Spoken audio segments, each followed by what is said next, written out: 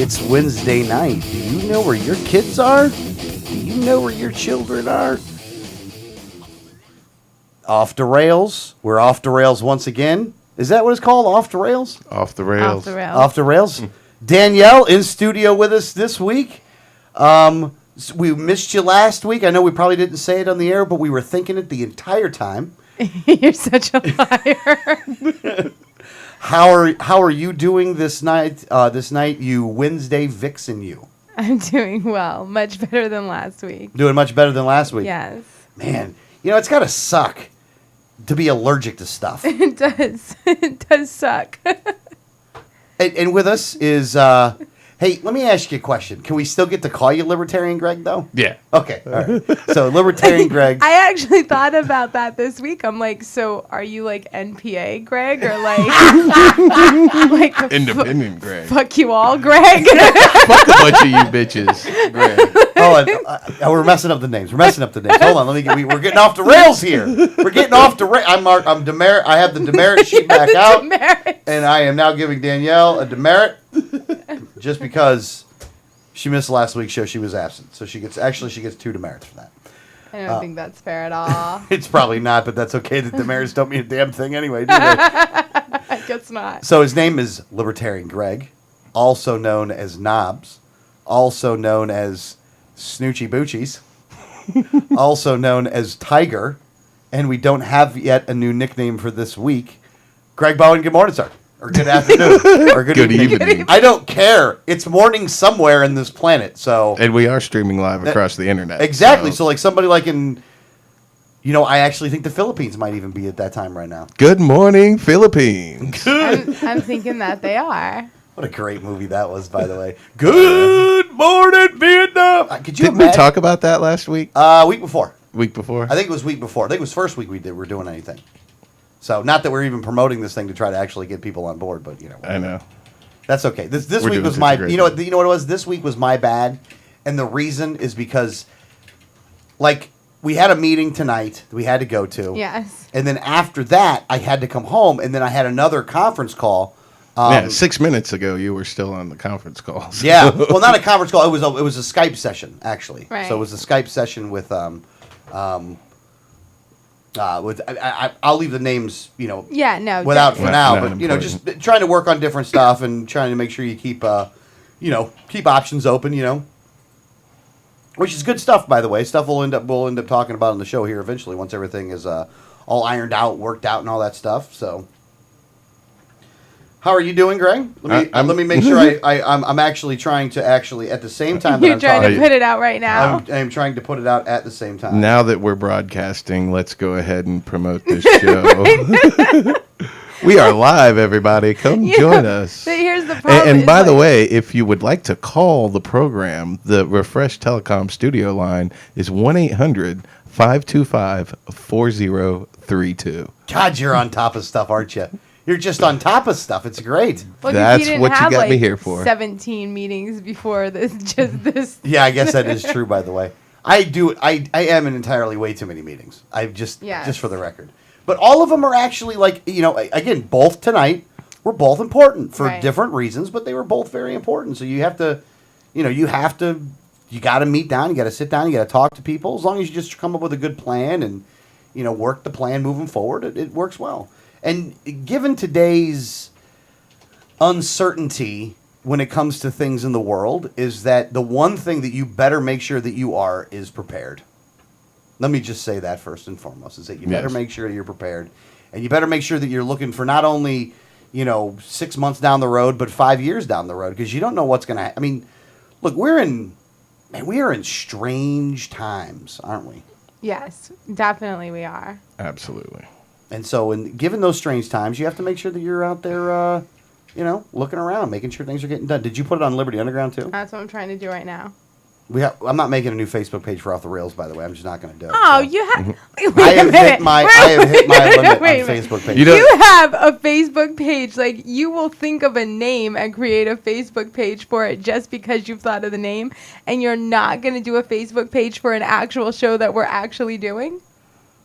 I was going to put on 1787 Network. No. For a while, I actually No, thought not Liberty Underground show. 1787 I know, Network. but it's no. underutilized. I actually thought that you used creating Facebook pages as your notepad. Like, when you had an idea, you would create a Facebook Totally page, did and the that. title of it was... Totally did that. Totally did that. Way more than you even It know. was like buy milk on Thursday on the way home. Right. I like that. I tell you, I'll click like that's what Americans Against Donald Trump was. Honestly, that was just revenge. Like, I was watching Donald Trump, I'm like, screw you, Americans Against Donald Trump. Let me make a Facebook page. For no other reason than I just was like, screw you, Donald. I Yeah. mean, really, they would just crap all day long. But, yeah. Screw you and your bad rug. I've made all kinds of pages. I mean, there's pages I've made that have never seen the light of day. No. It's funny because not only does he create the Facebook page, but a lot of time he buys the web domain too. So, like, we get the emails like, would you like to renew your web domain? And I'm like, what is this? And he's like, oh, yeah, I think we can let that one go. Yeah. Like, there's always a new one. He's like, yeah, I've been buying these things for years. Yeah, sometimes I don't use them because, you know what, it's Squatter. a little bit of a squatter. Yeah, I'm a little bit of a squatter. Oh, you wait to see. Look, I'm going to tell you right now, there's about 10 more website names I'm about to buy. By the next 60 days, there's 10 websites I'm going to buy. And they are not nice, the websites. They are not. And these ones might get built. These ones have much more of an opportunity of getting built. Let me just say that. I'm not letting any more information out of that because somebody might buy the name before I buy the name. But I'm going to buy some names of some sites here, and I'm going to go to work. So I just gotta make sure I do it. There's a couple I actually like.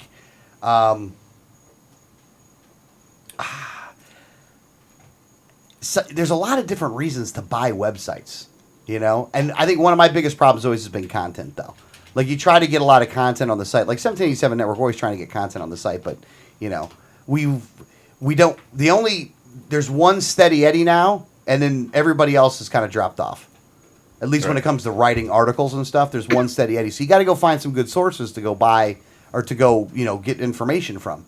I'll tell you who I've been populating on the site a lot now has been Ben Swan. Yeah. He It's does not a just lot Ben of really- Swan, but it's yeah. on his website. Yeah. He's got good stuff. No, Oh, he does. He has some really good stuff. And we've been putting on a lot more of just a lot of other people. Well, now that the legislative session has started, I end up putting a lot during these few months. Yeah, that's going to be big. Hallman will be big during that Yeah. time, too. Like Hallman, Henry, and, we don't use Paul Henry enough, to be honest with you. No, and he was doing like the Constitution, like what does this amendment mean, or why do we have the Fourth Amendment, or why do we have the Fifth Amendment? But once he got through the 10, it was like, oh, now what? Now, after you get to the 10, why do we have this one? Because they're a bunch of assholes. Because That's these why. guys suck. Bunch of authoritarian psychopaths. That's why. That. Best thing Ron Paul ever said right there. Yeah, it was authoritarian psychopath. Said it at the end, too. Yeah. He was on the House floor when he said that at the end, by the way, which was just incredibly hot. That was probably the best outgoing speech from a congressman ever. From anybody almost ever. The only one that I would beat that would be the one guy from Half Baked when he was quitting the burger place. Did you just Fuck you. Fuck you. You're cool. Fuck you. I'm out. Did you just compare Ron Paul's last speech to the guy from the movie? Half Baked, yeah. Not just a guy from a Right, movie, a guy Half-Baked. from a stoner movie. I mean, that was a good movie, though. It was. I have it on DVD. As do I.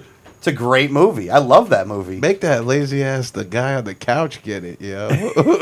I love that they had a part though for that The guy, guy on the couch. just being the guy on the couch. And I what a do great like that. character. Yeah. And of course, Stephen Wright playing it was just absolutely perfect. No, Yeah. it was just funny. Now, that is one of the movies that I have seen, so I can actually be involved in this conversation. Oh, excellent. I like when they got the dog high. That was funny. Kill a bee! Kill a bee! What stoner hasn't gotten their dog high though? I mean, You don't have a dog. No. You know what? I don't know. You know what it is? I've never owned a dog. Never owned a dog. listeners, infer from that what you will. Yeah. Do what you got to do with that. It's funny, man. That's a good time. And Funyuns. And Funyuns. Love how they killed the horse and then he's in there. And I love Naughty butter Nate. stuff. Naughty Nate. No, no, no, no, no. He was a kindergarten teacher. Devil Yeah. Man 666. Mark of the Beast. I'm somebody's bitch. I love you had a squirrel too. Like, where'd the squirrel come from? The Squirrel Master, played by Tommy Chong. Yeah, yeah. Who was a badass in that movie. I mean, it's not every movie that Tommy Chong plays a badass, you know? Right. Like, it's just crazy. But, it happens, though. But we're off the rails. Already. Well, we always That go. does fit And, the like, show, though. It does Good fit thing the name of that's the the show. point. Yeah, that is the point, though. You know what? There's a lot of different things that we were talking about today. And me and Greg, we were going back and forth on the chat before the show. We're like, what do you want to talk about? I'm like, I don't know. Should we talk about this? Should we talk about this? And without getting it, I do want to bring up a subject. I know Greg wants to bring it up as well. Now, we're not going to get into I'm the weeds indifferent, on but this. I will talk about They're it. not indifferent. Okay. I think what I want to bring up is relationships, like human relationships Yes. and organizational dynamics. Yeah. I think that's a good way of saying it. Organizational dynamics and relationships within those organizational dynamics is that they can either be the thing that propels you to heights unknown or the stuff that makes you crash into the ground. Either way. And the different organizations work in different ways. And oh boy, this is It's really hard to not give specifics. Well, no, to Some talk generally. organizations operate some ways and do not work.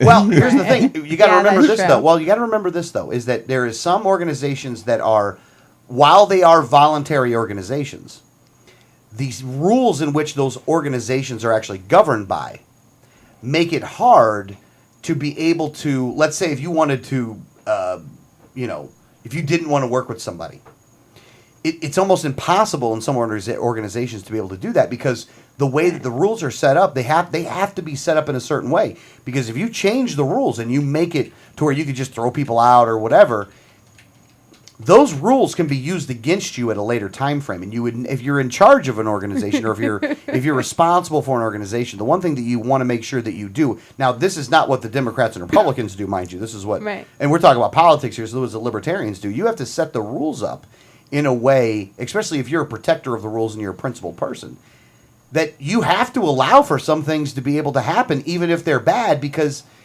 that's the price you pay for freedom. Right.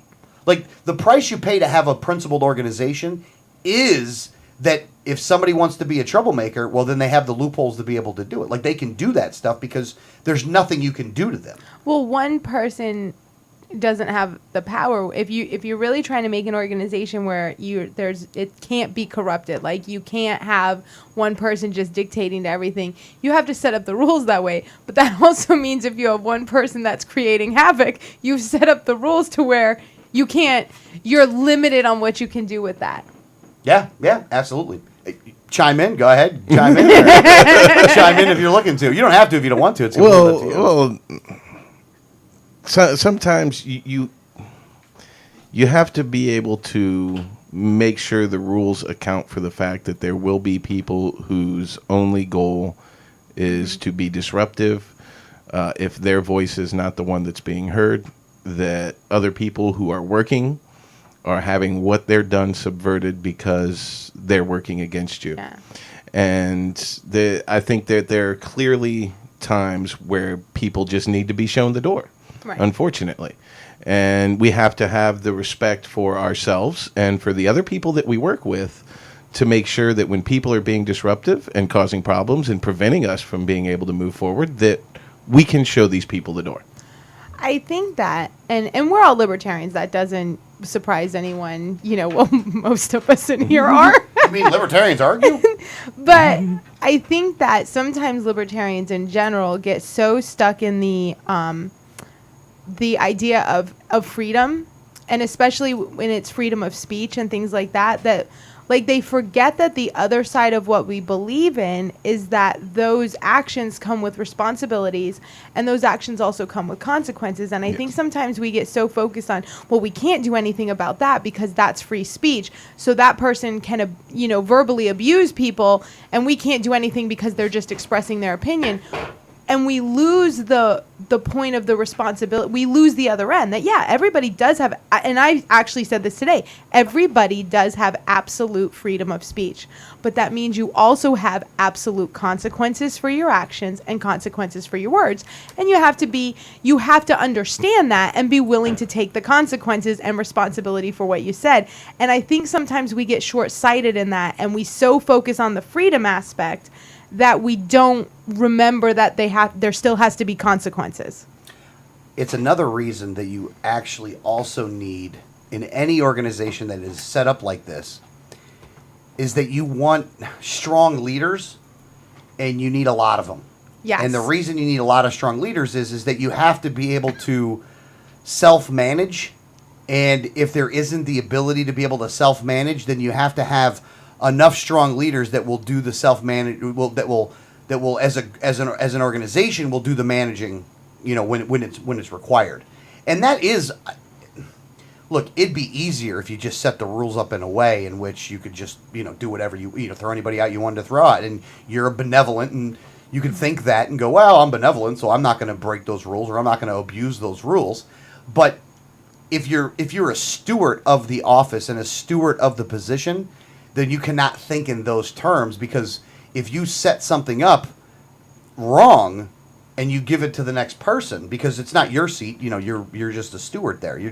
You're holding the seat, trying to build it as much as possible to help the next guy along. But if you set up rules that will mess that up, then you've done the organization a disservice long term. You may have helped it short term, but those short term gains are going to come into long term losses after it's realized what's going on. And I remember that, in what we're talking about right now, which we're being very coded, but I'm trying to generalize just when it comes to human relationships here, is that, and I have a hard time, what I'm about to say here, I actually have a hard time myself. So I'm not preaching to someone. I'm literally just saying, I've made these mistakes myself. The amount of patience that you need sometimes is much greater than you think you could ever have. Right. And if you lose your cool in the beginning, then it's very difficult to be able to try to be a calming force later on. Absolutely. And I've made that mistake many times over. And it's almost many, many times because I feel that I wasn't thinking long-term personally. I was letting my anger get the better of me. Yeah. I'm trying to curb that, and sometimes I do well, and sometimes I don't do well. What I really ought to do is, just turn everything off and yell and scream, and then, drink a beer, have a Jack or something, and then just, go back to it. But too many times I'm just going off right then and there on the spot. Well, I don't like Gandhi Alex. Yeah, Gandhi Alex isn't fun. No, It's not a good I time. don't like it. Gandhi Alex isn't fun. Hey, look, you know what Gandhi Alex is like? It's like your broccoli. You know what I'm saying? Angry Alex is like a Skittle. You love Skittles. He's the bacon. Yeah. He's bacon wrapped with bacon in a bacon sandwich, Dipped in chocolate. dipped in double dark chocolate, Oh, I like dark wrapped chocolate. in bacon. Although not so much the bacon. I I'll know just you take the don't like dark the bacon. chocolate. All right, we're gonna go chocolate on chocolate on chocolate, wrapped in cotton candy Oh, with pancakes. oh man! Yeah, I went there. You I went into there. my pancake. Yeah, that's your Achilles heel. That totally is too, and you know it. Yeah, I know. You into all of them too. You could lead her into a volcano with pancakes. Well, and this is the funny thing, because when we're I'll get out, a couple bites on the way down. I have two favorite restaurants when we're traveling, and one of them is IHOP because I have an unusual obsession with pancakes. But the other one is Golden Corral. And not because Golden Corral has a lot of things that I don't eat, but I actually started the desserts because they have a cotton candy machine and a chocolate fountain. It's like you're ready to cry. You're so happy at I that. get so It's excited. like you're ready to cry right now. It's sad. I have the palate of a small child Yeah, at a 12-year-old carnival. boy. She has the palate of a 12-year-old boy. I get so excited, and you're not with us a lot when we're traveling, when we stop at Golden Corral. But I'll end up calling you, to get the update for the day and all that. And I'm like, I'm at Golden Corral, and I'm going for the chocolate fountain. Yeah. I think I'm gonna take a cotton candy home with me. Gee, man, Eddie. It's like take her to a circus, man. She'd be friggin', just loving life right there. We're going to the state fair, right? Now, when it comes to the human relationship thing, in all reality, that was pretty much all I wanted to say about that. Is there anything that you wanted to add, Greg, or should we move on? We're just being so general. It's almost I know. pointless, You know why? Here's the thing: is that while there's times that I want to, things have to work itself out before you can have a full discussion about this, and then it's required that those things happen first, just due to the fiduciary responsibility of the office in which I happen to hold. You know what I mean? You actually use the word fiduciary in the correct sense. If there's any big word I can use correctly, it's fiduciary. I know. I'm so proud of you for that. Yeah, that and gratuitous. I can use those two. Because fiduciary, you actually were using incorrectly for years. I know. Wasn't he using it in a financial context or something? No, it wasn't Or- even. It was just anyone who had ties to so instead of saying contractual agreements, he would say fiduciary. Okay. Nuclear. There is one thing I did want to bring up, though. So, different subject, but one thing I wanted to bring up. Do you know where I'm going? I do, but your segues are horrible. Okay, my bad. It's like slamming a door on someone. Thanks, Alex. that's about to walk through the door. No, go ahead. No. Here we go. No, finish it up.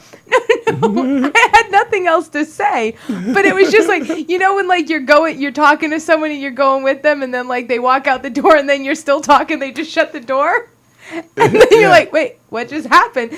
That's how your segues go sometimes. Oh, well, I've never. And he did ask me if I had anything more to say on it, and then just kind of went off the rails. The name of the show's Off the Rails. I don't think I have to have the kind of show decorum that's You required. still have to No. be a radio professional. Why?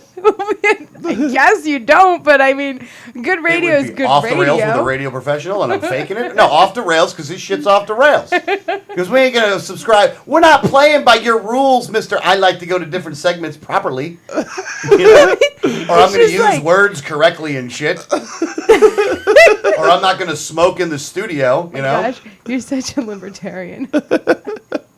How does that They're go? so difficult to organize. Like fucking herding cats, like herding poisonous No, cats. I love being a libertarian, and I have been since I was 20 years old. And I always have this joke with my kids, because they'll see a lot of all the work that I put in and things like that. And every once in a while I'll look at my daughter who's, like a preteen age, and I'll go, what's wrong with the Libertarian Party? And she'll go, what, Mommy? I'm like, it's filled up with a bunch of freaking libertarians. Yep. Yep. Well, see, we almost have to at least address the fact that because you did ask the question, are you still a libertarian, Greg? Well, I am at least a little L libertarian, You're no a matter small what. L, I yeah. mean, In protest, you left the party. Right. yes. In protest. In protest, I left the It's party. not permanent. Very publicly. It's not permanent. And there was a we point get our behind crap it all. Straight, if we get our crap straight, you're back. Yeah, and you guys know, I mean, I'm not the kind of person that airs my dirty laundry or throws a Right. hissy fit out on Facebook about a lot of things, but I did it publicly for a reason because I think there's you a want lot. the issues to be addressed. There's a lot of elephants in the room that we don't want to talk about, Yeah. that we don't want to address, and we put in a lot of hard work without addressing these elephants. And you guys know as well as I do that you can't ignore your problems, Right. and they just go away. Yeah. And as long as we ignore the problems and don't do anything about it, we're going to do the same things over and over again and just be insane. And I think in the past, the party, kind of did take a hands-on, if we just ignore the things that are going on, it doesn't give those things any credibility, and eventually it'll stop. And I think we've seen now that that approach hasn't really worked well. And I think now we're all just trying to use different approaches, and not everybody agrees on the right approach. And there's been some hurt feelings all around, and, some of the poor behavior hasn't stopped. Yeah. Well, I think there's two things that people keep wrongly kind of pointing at when talking about this with me. One is the names. The individuals and the people are not important. I named some names, but they're more examples than anything. It's what we allow to go on. Right. And the other thing is this idea of letting them win. Well, if you do this, you let them win. Well, they're not who I'm fighting against. I'm not putting in this work to fight against people who are supposed to be my allies, who are supposed to be going for the same thing, but are clearly not. So I don't feel an obligation to win against them. In fact, if I need to withdraw myself from the environment that they are in to actually accomplish something, then I will do that. I'm not afraid to do that. And that's kind of the point. Yeah, no. I think the one difference, and this would be the one difference,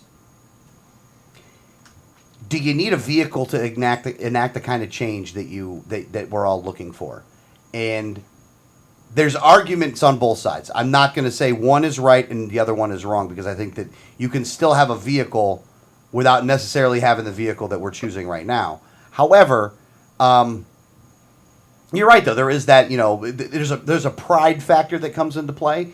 And I do think at times that, for all of us, pride will get in the way of accomplishing something greater. I mean, you have to be willing to drop that sometimes, drop your own pride.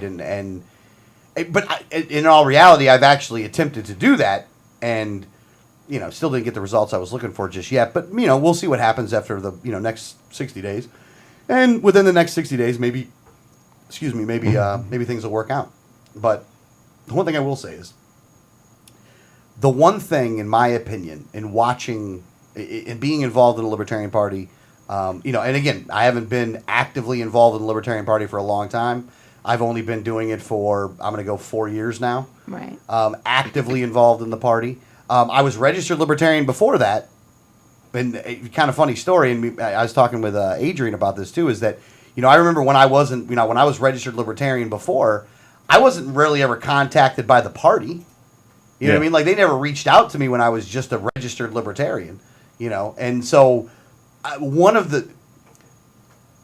the Libertarian Party needs more than anything else right now, in my opinion, is that on a mass scale amongst the leadership of the party and amongst the members of the party, is that we have to remember, and this is an area of contention, by the way, this is not something everybody agrees with, but I'm going to use the governing documents to back up my point on this, is that we are a political party, and the purposes for a political party is to get candidates that represent that political party elected into office. For a political party, that is your only goal. That is not, educating the public is good, and and that will happen as a byproduct of you running candidates. But at the end of the day, the purpose for a political party is to get your candidates elected into office. If that's not your goal, if that's not what you think that you should be doing, then you shouldn't belong to a political party. Right. And that's one thing I will say. Look, I think that we need to be much more welcoming. I think that we need to be much more working together. But I also think that we need to honor the documents that we are working under. Again, maybe the founders of the party might have had a different path in mind, but if that was the case, they should have formed Cato. That's what they should have done. They should have went to Reason. They should have went to a non-political party, because it's confusing for people like me who read the documents, who read the definitions of a political party, and then when you try to enact those things, you meet resistance from those within the same political party. Like, that doesn't make any sense to me. I'm always baffled by that, because again, I'm reading the definition. I'm reading what it says. Now, don't get me wrong. I think that on by and large that the Libertarian Party has more than a majority of members that are active within the party that agree with me. And I know that because of the last election, where I won with 80% of the vote. He loves that number. Hey, look, man, it is what it is. And to be honest with you, I did it the way that I did it with I did it with a bold vision. Some people don't like the vision, but I did it with a bold vision. And the bold vision for me was, and it's not even like a big step. The bold vision for me was, an active affiliate in every county. That was the vision. We'll build from there, but you got to start in steps. It's the reason I'm not running for office right now. Look, it'd be much easier to just run for office and do it yourself and be selfish and just run for office. But I knew that in order to get other libertarians elected into office, because just in the state of Florida, there's 18,000 of them, you have to have the structure of a political party to make that happen. And I am working and have been working and will continue to work towards that goal of an active affiliate in every county. Now, Florida's had 57 active affiliates at one point for the Libertarian Yes. Party. That's I know that. We know the people that were in charge when that Because happened. that's not even saying something like, when the party first started and they built up to that. That was not Within this century. Within this, Yeah, well, within a decade of today, Well, we also can't ignore the fact that while we did have 57 counties affiliated, after that point, a lot dropped off and the entire Libertarian Party of Florida dissolved. Pretty much. Yeah. And that's really the thing, is a lot of people want to focus on the positive side and ignore that negative side. And when you can't change what you don't acknowledge. Yeah. If you don't recognize what is going on and the cycles that we keep going into and take action to do something about it, we're just going to keep doing the same thing. And you keep bringing up the 80%. Because the numbers don't lie. And that's the thing. The numbers don't lie. You look at election results, you look at the history and the path, we're in a bad position. And I think that we've been in a position where we've had great candidates that were very electable. We're in elections that were very winnable, especially for this person. And that person can win on their own merits. But because of the LP, they didn't win. And I think that it was baggage on them that they could have won had they run independent or NPA. And we've seen that evidenced before. There are independents who sit in Congress. There are independents who have been sitting in the governor's mansions. But no LP member has ever sat in Congress. No LP member has ever sat in the governor's mansion. So somebody has to take an honest look and say, why is that? Why is it that somebody like Jesse Ventura can run on a campaign that is very libertarian in ideology and win as an independent, but if he were to say the same things and do the same things and associate himself with the Libertarian Party, he'd probably be at 11-14% just like every other Libertarian candidate. I'd like to get 11 or 14%. That'd be cool. Well, yeah, I'm talking about like the top of... I know what you're saying, and I think that everybody has to... I think every time you're involved with an organization, sometimes you have to take a step back, and especially when you're putting in a lot of work for that organization, and all of us do that. You have to step back and say, I believe in this organization anymore? And if I don't, then it's time for me to go. And I've done that in different organizations, and I think we all have to do that, and I think that's what you did this past week, and I hope that some of the issues get cleared up and that you come back.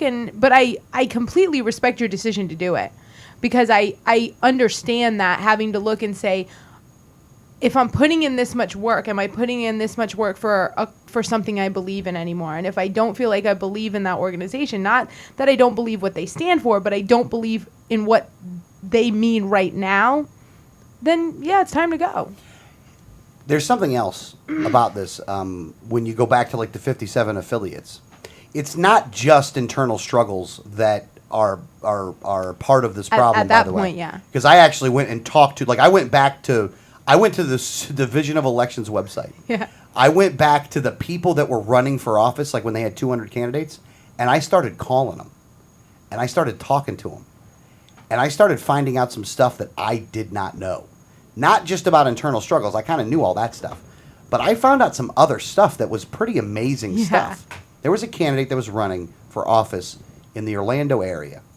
And while he was running for office, the police pulled him over, took his license away, took his tag off of his car, charged him with no crime, and made him walk home. They were getting harassed by agencies. The harassment...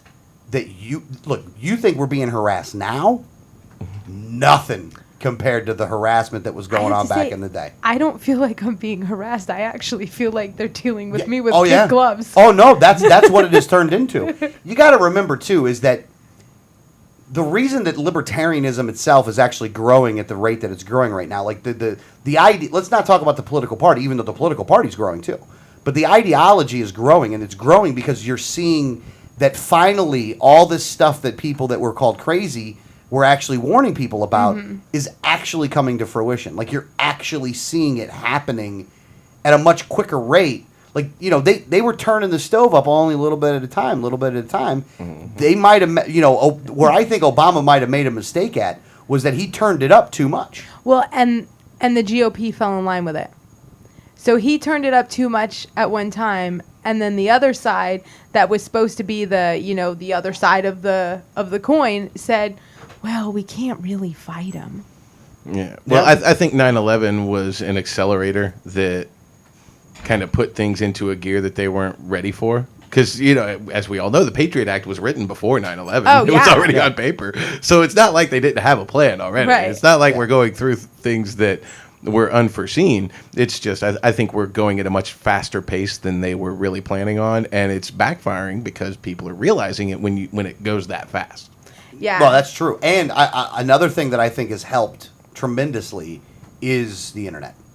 Yeah. The advent of does. social media, the internet has allowed things to go, I mean, will move at breakneck paces. I think the reason we haven't dropped any bombs on Syria is because of the internet. Yeah, and I think, you know, even locally, and we said, you know, I don't personally feel like I'm being harassed. I feel like, you know, there are several people within the Libertarian Party that are doing things to say, hey, come arrest me because I want to fight your laws, and can't get arrested to save their life.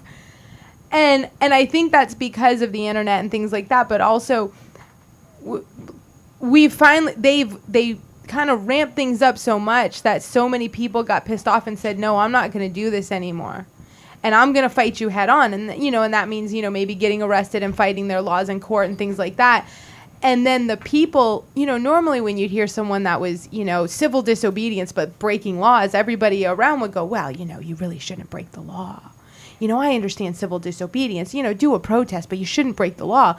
Where now the government has sped things up and infringed so much on the people's rights where they're like, yeah, you break that law and I'm going to break it too. Yeah. Where now that it's like, well, let's just keep them quiet. You know, if we give them too loud of a microphone, everybody's going to break this law because everybody's pissed off about it. So I think what was happening when there was 200 candidates and 57 affiliates is they were being harassed because it was like, no, keep those people down because we don't want more to join them.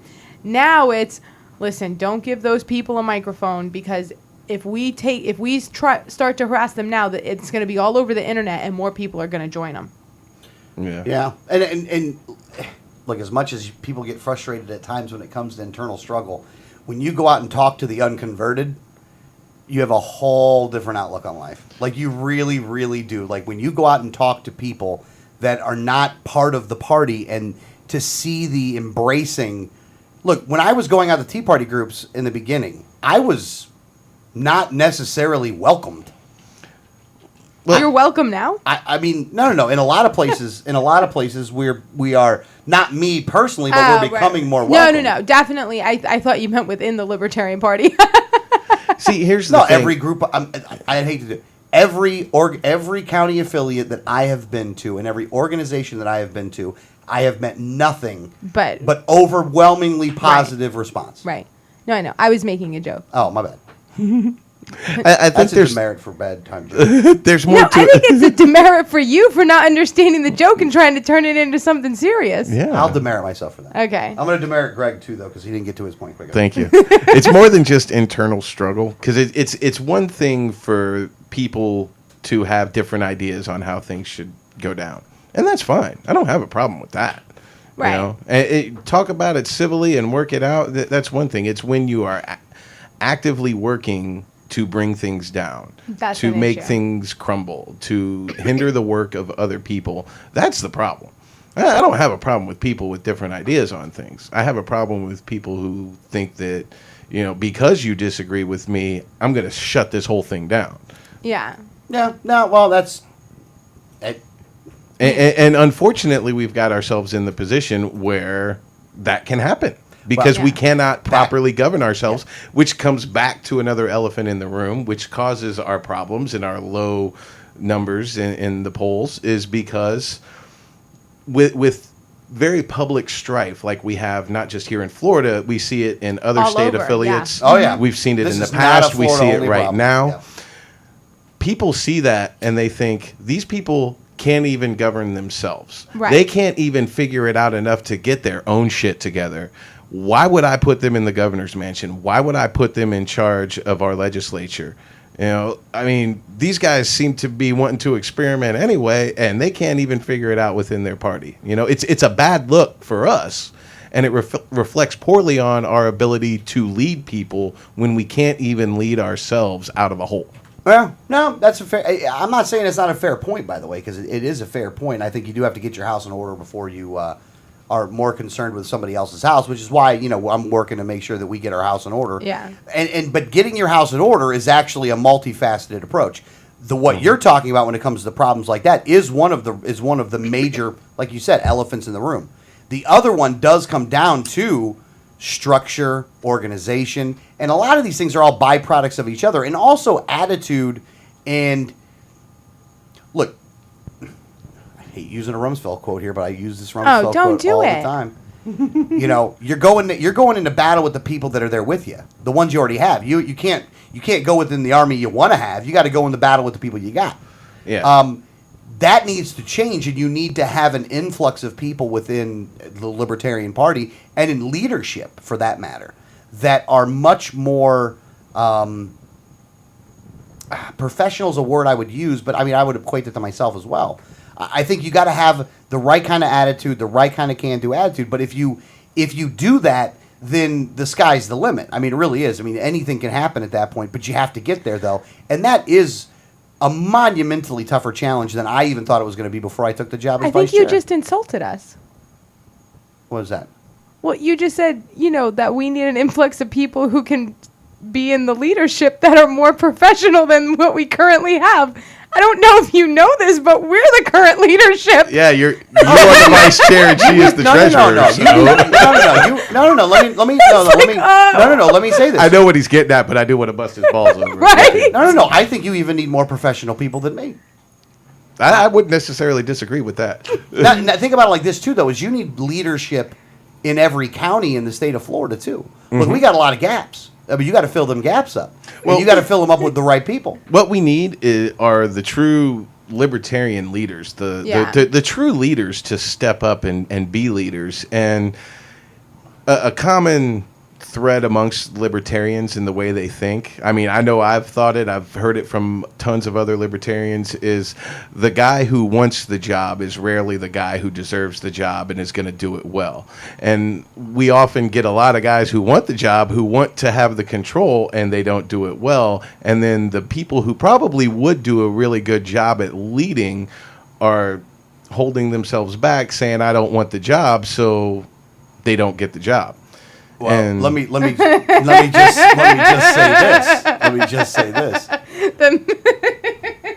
Look, I ran for the seat, so obviously I guess I wanted the job. But at the end of the day, I didn't really want the job. Oh, I know you didn't. And I just didn't feel like there was a choice left. I think I'm the poster child for the LPF leadership that didn't want the job. yeah. Well, see, that's the difference. There are people who have stepped up. Yeah. I'm not saying that no one has. I think we just need more people like that. People who realize that I may not be the best person for this job, but somebody needs to fill these shoes, Right. and I need to step up. And a lot of people have done that, and I think we need more of that. And our problem is the people who want control and who want to be running the show are not really the people that should be. And we've been weeding them out, Yeah. and some of them just make fools of themselves and weed themselves out in the way they behave. And I think libertarians in general feel like they're leaders automatically because we have this big, and listen, we do. Oh, I don't even agree with that one, but go ahead. Let me finish.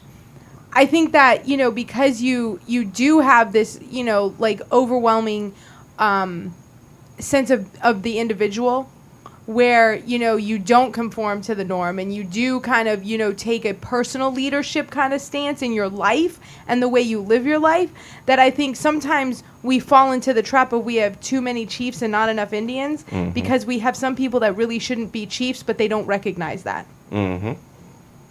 Yeah. I mean, I think that, again, my job, and I think everybody's job in the LP for the most part, especially considering, look, we're not a major political party, so you still got to grow. You need to go out and find people that are better than you.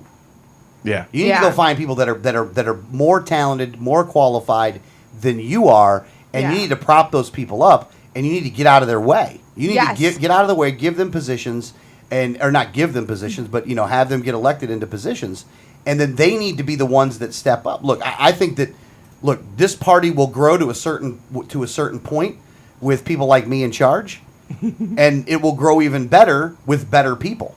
Right. Because, look, I'm a human. I have character flaws like anybody has character flaws. No. I got anger issues for days. No. You know what I'm saying? Wrong day, I could be in a damn straitjacket for Pete's sake. Doctor sees me at the wrong day. Surprised you haven't been. Well, I am a little shocked at that, but you know what? That's a testament to my resolve in the fact that I can make it this far without being in a straitjacket. And again, coming back to the entire point of the conversation, the reason why we're having it, the elephants in the room that I was bringing up, is it comes down to we need to make the organization more attractive to better people to come in and help us. Yeah. We need That's people chicken with and egg. more experience, more knowledge, more ability for us to reach the goals that we have and be successful. And we have to make our organization appealing to them. When they see a lot of the things that go down within our organization, they're automatically repulsed by it, and they want nothing to do with it. Yeah. Why would they want to come get involved with this? Well, that's why you got to admit up front that you got drunk uncles, and that you got to say, "Look, man, this is just the way it is right now," and take it or leave it. And then the people that are willing to do that, the prize is sweeter on the other side. If you're part of the group that was able to, I mean, think about how historic what we're trying to do is. Right. I mean, if you think about it, think about how historic this is. This is not like something that's been done many times. It's been done once. Right. And they had to have a civil war afterwards. And those guys were pretty smart. Yeah. So one time this has happened. There is a little arrogance to think you can do it again, but then again, the only person that ever changed the world was the person that thought they could change the world. That's right. And I firmly believe that. I do as well, and I think we have to take the right steps to accomplish it. Yeah, no, I mean, you're right. And again, it's going to take time, but I'm happy that... Here's the other thing, though. Do we have that kind of time? A lot of people say this. A lot of people ask that question. It's one of the reasons we wrote the book, as a matter of fact. When we wrote the Neighborhood Project book, we wrote the book to not to answer the question if you have enough time, but to give you a plan even if we don't. And for anyone who doesn't know, we wrote a book. Yeah, we did write the book. It's called The Neighborhood Project. I'm sorry, not shameless plug on it. No, but it's not. Look, it's a phenomenal book. It really is. It explains everything. And this is how we wrote the book. We said, look, let's say you don't like any political parties. Let's say you don't like even hanging out with anybody. What would you as an individual do to help restore the republic? But you wanted to restore the republic, but you realize that I don't want to belong to any party. I'm so libertarian I wouldn't even join the Libertarian Party. I wouldn't belong to an organization that would have me. Yeah. If you fit that mold, we wrote a book for you. And we wrote the book in a way to explain exactly why you would do what you would do, the steps that are in the process. It's not an ideologically driven book. I mean, it's not really a whole lot of ideology in there. It's the nuts and bolts. Everybody writes ideological books. I mean, who the hell? Everybody writes one of those things. It's a strategy book rather than an ideology book. Exactly. Yeah. But it's like a.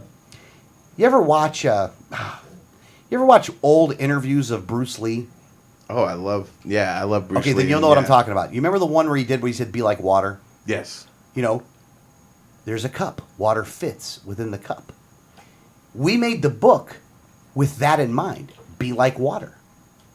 That's how we wrote the book. I mean, it was really, I got to tell you, I went back and reread it. I know I was part of writing it, but I went back and reread it because sometimes you forget even how good you did. I mean, again, I know it really sounds arrogant to say this, but you I really just do forgot how awesome I was, so I'm going back to read I'm going to my go book back again. and say how awesome we were. Not me, we. Right, because, and you know why he says that? Because he knows when we get off air, I'll be like, oh yeah, you were wrote so that awesome. Yeah. The reason that we were so awesome in this book is because we wrote it like water. It didn't, let's say your issue is FIJA.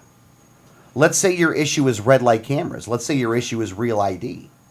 Well, how do you make those things happen in the only area in which you can actually have an influence? And that is in your own precinct, in the smallest political entity that there is, which is considered a precinct.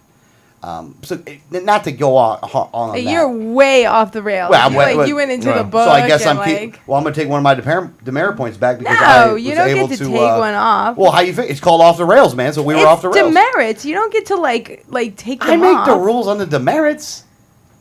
This seems like I'm a great vetoing time to your give out rules. the studio line. Oh yeah, you got something. Yeah, you got the something you wanna refresh add? the refresh telecom studio line for anyone who would like to call in and add to the conversation 1-800-525-4032 1-800-525-4032. And I want to. I know I'm going hard to the next topic, but I want to bring this topic up.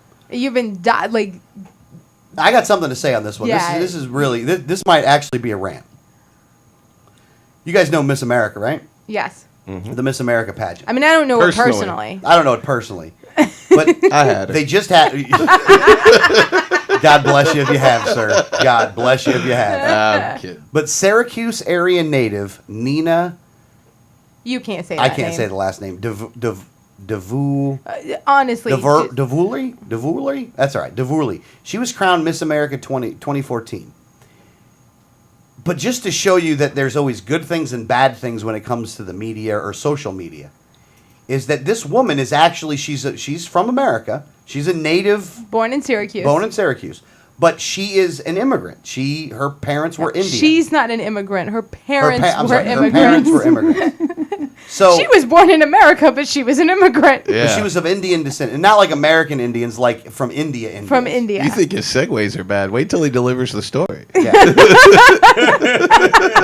Both of y'all can piss off. So she wins Miss America, Yes. and people lose their minds, calling her all kinds of names. We wanted America to win.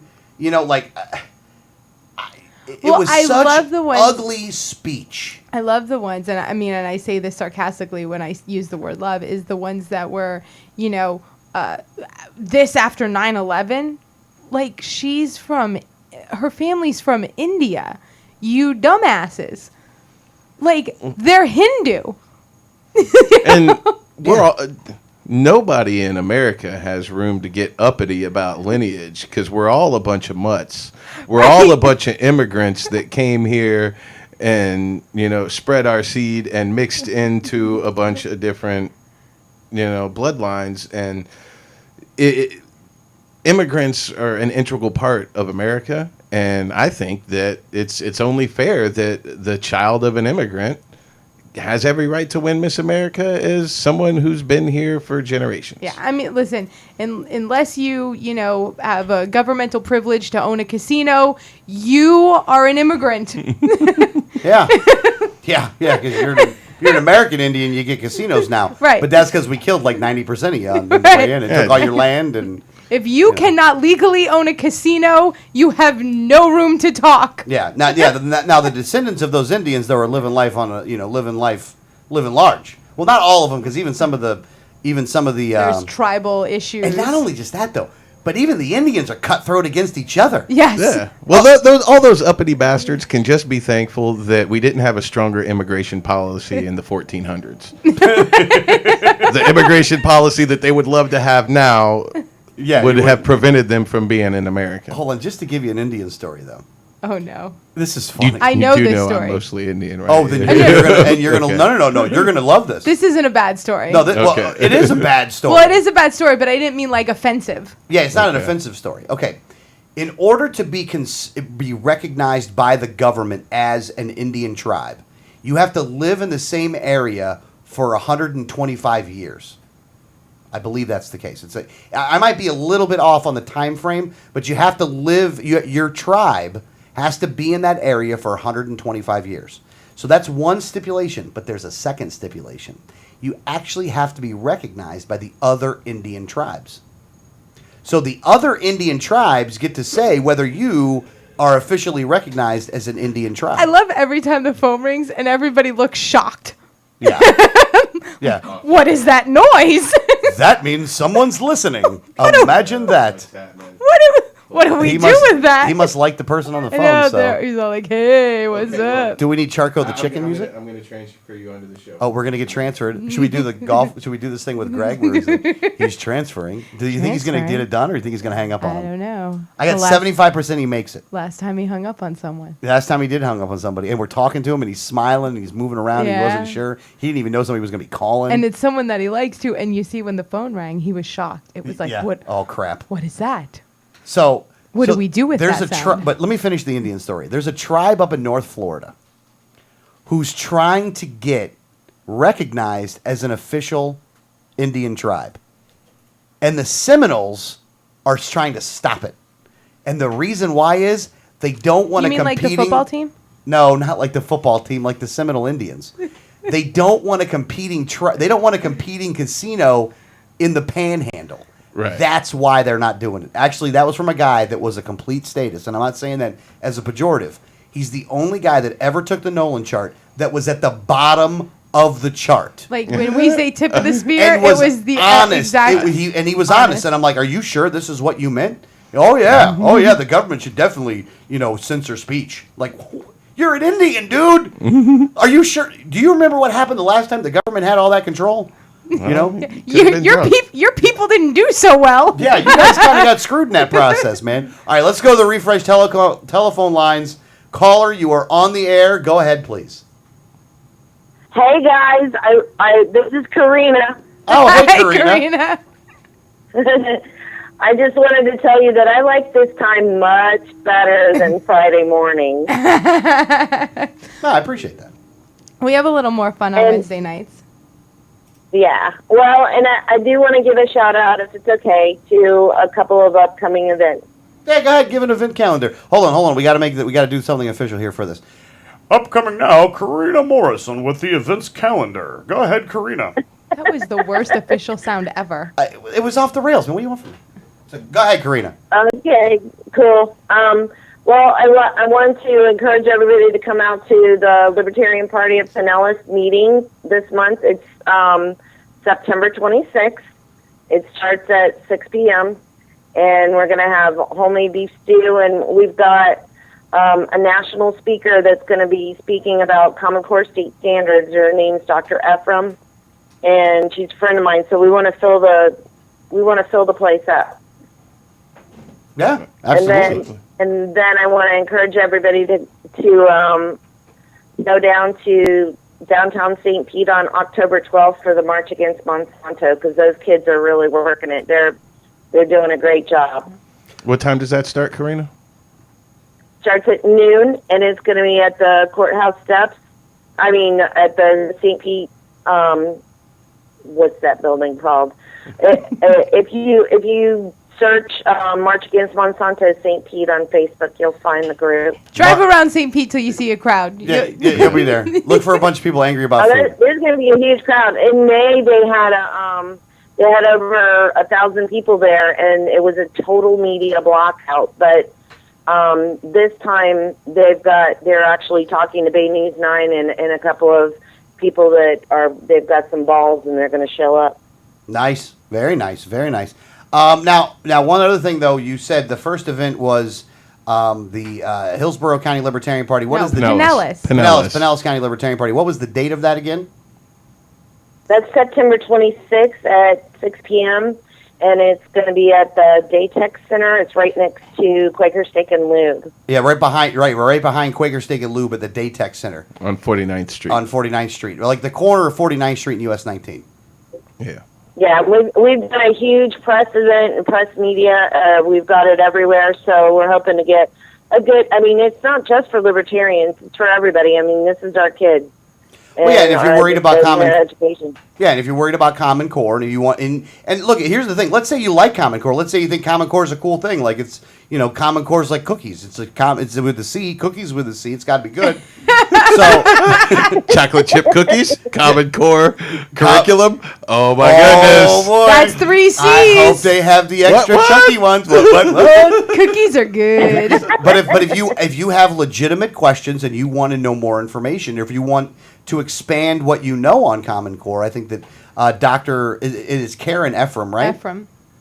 Did I get the first name and right, she's though? going to take questions. I mean, it's not going to be like, the other party where you're not allowed to videotape it or whatever. We're all out in the open, and we're open to challenges and whatever because we're there for a discussion, Yeah. I think we talked about that being a problem earlier in the show, but now we're using it as a positive, and that's cool. All right. you missed that part there, but that's okay. No. Look, it's good. You want to be able to record those events like that so you can Yeah. ask people questions and ask them legitimate questions too. Look, if you don't take anybody's word for stuff. Challenge people on what they're saying to make sure that what they're saying is the truth. I mean, it's a good thing. So no, I'm glad you called in again with the with the events update. Is there anything else that you would want to add to the conversation tonight, Karina? Well, let's, encourage everybody to go out to the Florida Unity in Action on October 5th. Oh, well, that's a shameless plug for something I'm doing, but that's cool. I'll go with that as well. October We 5th. like that. Anything Florida else? Unity in Action. Anything else you'd like to plug for us? Yeah, keep it going. Let's just hey, Liberty Empowerment Institute, go. We sold the book. Go. It sounds better when someone else is promoting it. Hell yeah, it does, man. I hate doing my own stuff, man. It sounds like a tool. Karina, just I'm like a tool for myself. tell Alex how cool he is so he can stop. Oh, calm down. Look at that right there. I do get to smoke in studio, though, so that is kind of fun on Wednesday nights. So, but All right. Well, hey, I wanna thank all of you guys because you're my inspiration, and shameless blush moment. But I really appreciate all that you guys do. Oh, that my includes you too, Mr. Bowen. oh, Thank you. Well, thank you, Karina. Big hugs on that one. Thank you very much. Thank you. Karina. We love you, Karina.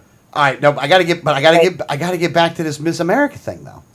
We didn't finish this thing up. When we took the call, that was good. I wanted to take the call. Well, the phone rang and nobody knew what to do. Yeah. Oh, by the Luckily, way, I knew what to do. the refresh telecom studio lines 1-800-525-4032. See what happens when you give them out? People call. I know. Why would you do this? You do that?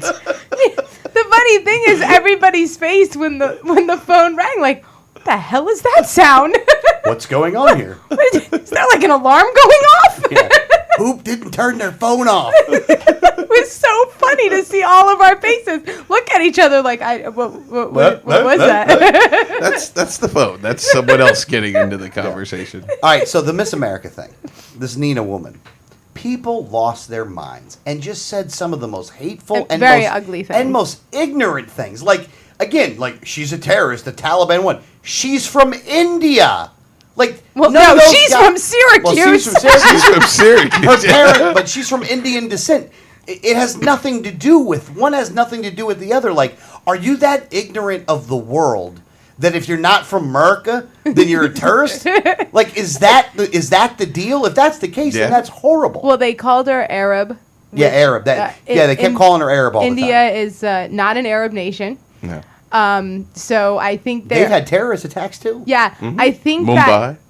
that a lot of people, some more ignorant people, actually had India confused with Pakistan. Yeah. And the problem with that is that even though they are close, they are neighbors.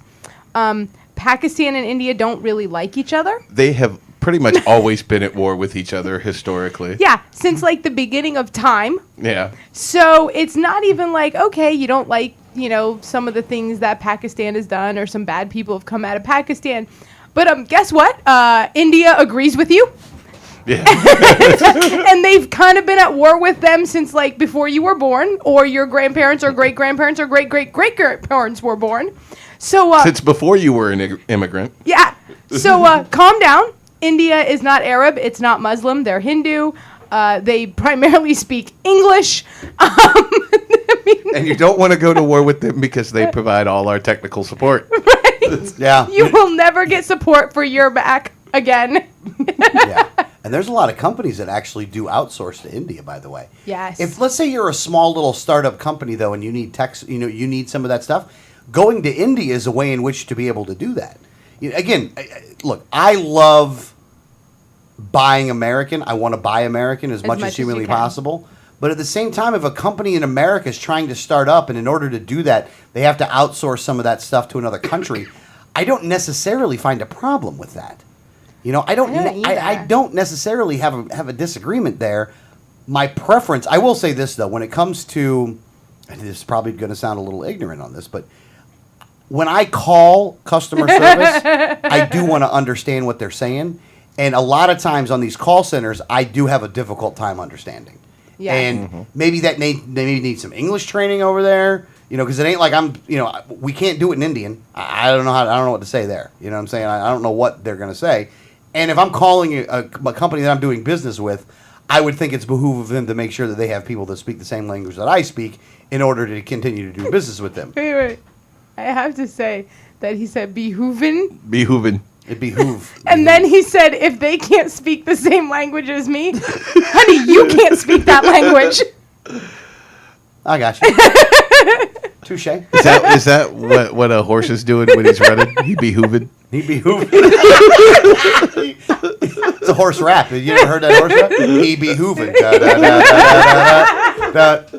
I'm hopping. Oh crap! Damn. What is it? What do they do? Trotting. I'm trotting down the street. Damn it! It would have worked so much better if I galloping. That's what I trotting. They trot too, though, right? They do trot. They trot. They trot. And they prance. And they prance. Yeah. I like prancing.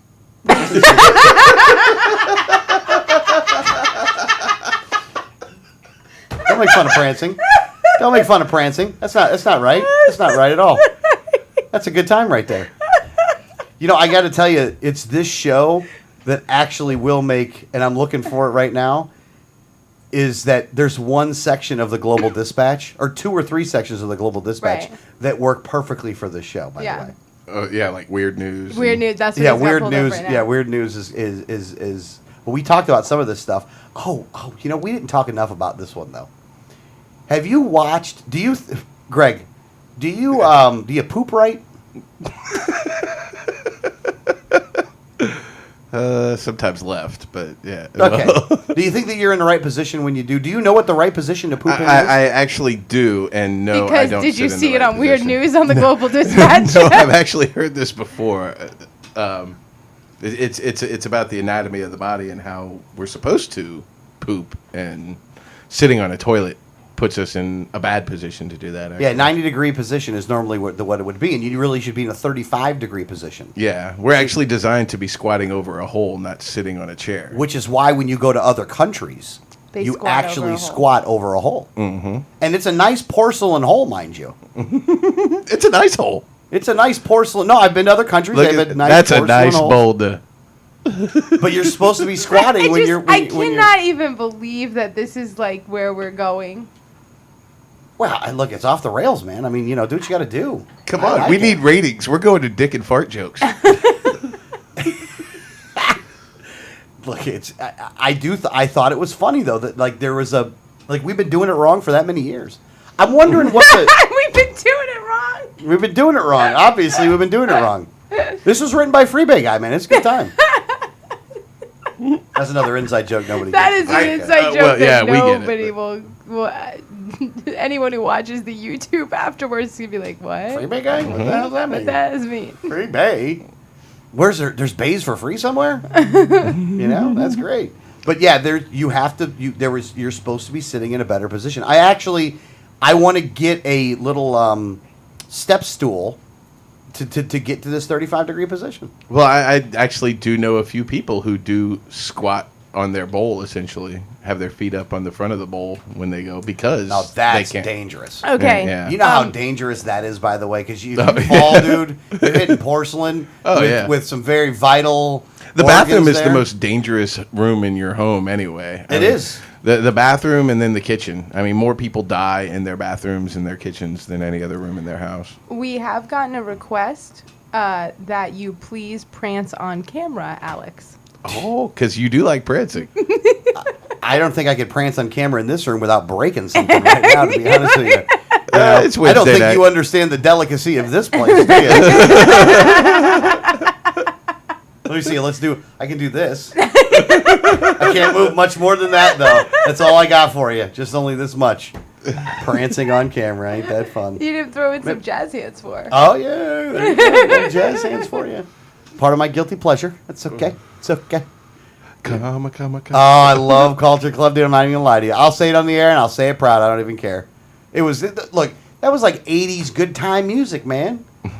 I'm going to tell you right now. Everybody will go, oh, that's crap. I don't listen to Culture Club. Dude, if that song comes on, you're singing along. Everybody is. Everybody's singing along. No, Greg, I'm Greg, changing the channel. you are singing along, Greg. No. I know you're not going to admit it, Greg, and that's perfectly fine.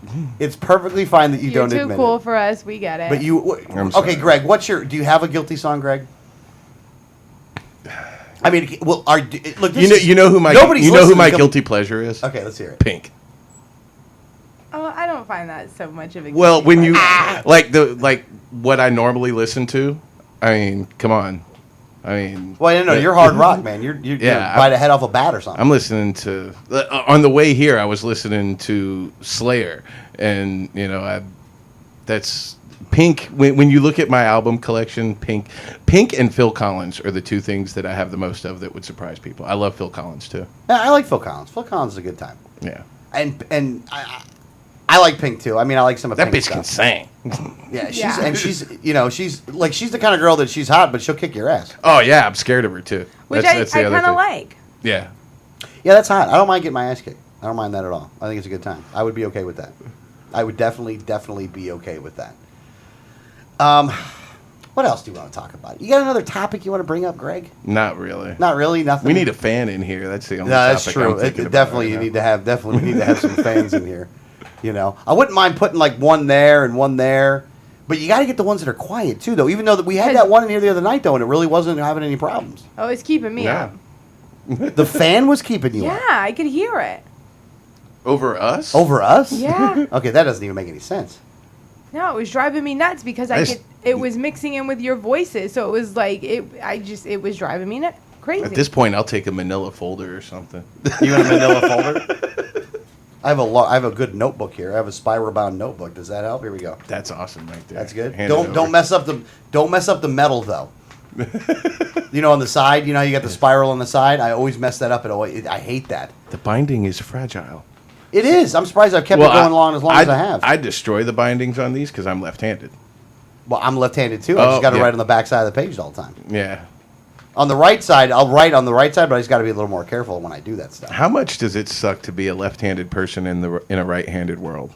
There's a topic for you. That sucks. It does suck a little bit, actually. It does suck that. I think there's something like 350 deaths a year in the United States because of left-handed people trying to use right-handed tools. So wait, you're both left-handed? Yeah. I mean, I know you're left-handed, but I didn't know you were too. Oh yeah. Mm-hmm. Look where he holds a cigarette.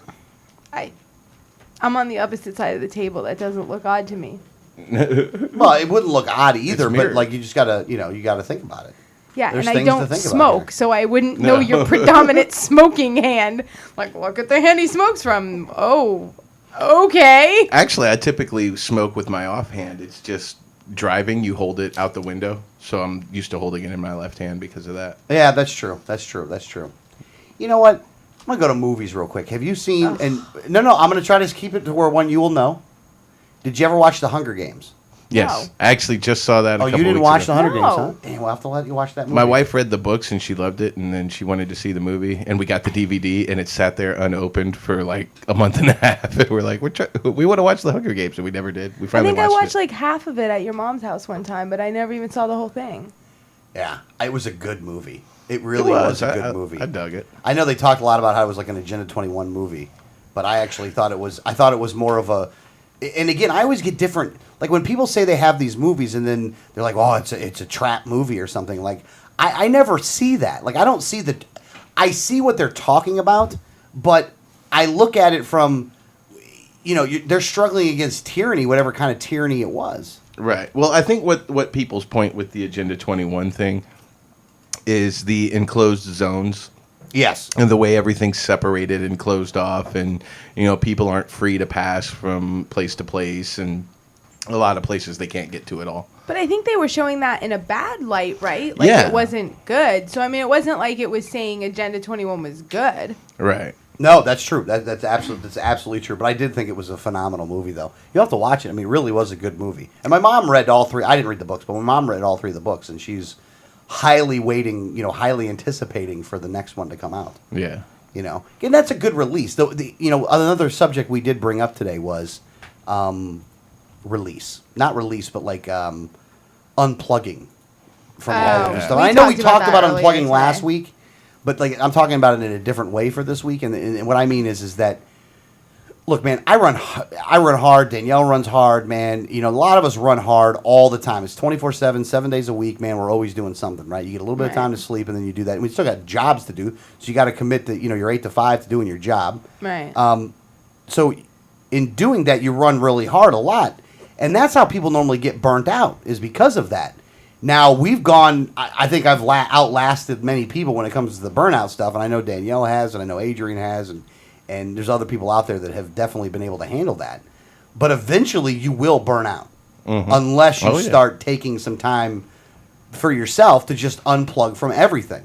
And I am committing to myself now that I will be unplugging as much as humanly possible, and at least for a week where you will not see me on social media, on the internet, looking anything up. I will not know where my phone is for at least a week in December.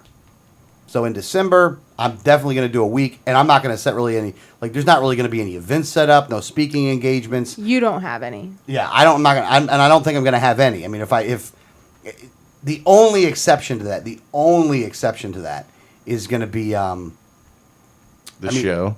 the show. But one week we might not. I mean, one week we might just take a break. Not even do that. I mean, we set the show up in a way in which every week you could do it and still be okay. Yeah. But then again, if I do it that week, I'm just going to talk about my damn vacation. I mean, even for the I'm off not the even rails supposed will to be fun. here today. Yeah. So are you thinking like we're gonna take an actual vacation? I don't know. We'll see. Now money depends on that. Right. So donate to the show and let me take a vacation. If you want me off the air, then donate a lot of money to the show, and you'll get your wish. We are accepting as donations airline tickets to Hawaii, hotel accommodations. I mean, hell, you can send me to Alaska if you want to, man. I'm down with that too. I'll go Yeah. hang out in some igloos and shit. No, I like that shit, man. That'd be fun. I'm scheduling you nothing for the month of December, and I will still have some things. So I will not be able to unplug. It doesn't look like I will have even a full week, but I will have, as much time as possible in December.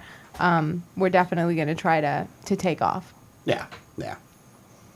So we'll see. I mean, again, you never can tell with these things, but I got to tell you though, I need a break, though. Yeah. I'm not going to lie to you, man. I really do need a break. And a lot of it's self-imposed. Look, I make my own problems by just saying yes to crap. And sometimes you create those problems for me because you say yes to crap. I've created problems for you. I've created problems for Adrian.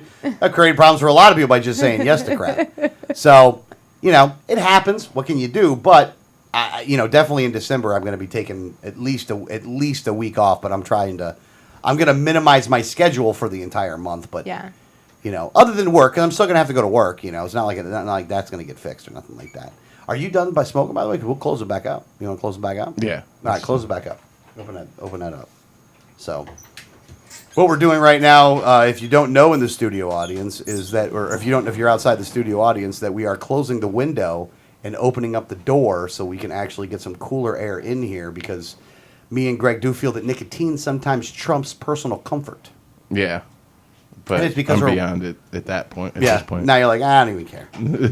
Yeah, I like how your two's, We don't even consider abuse her of nicotine makes not only are you killing me with your smoke in here, I'm like, but I also don't get any air.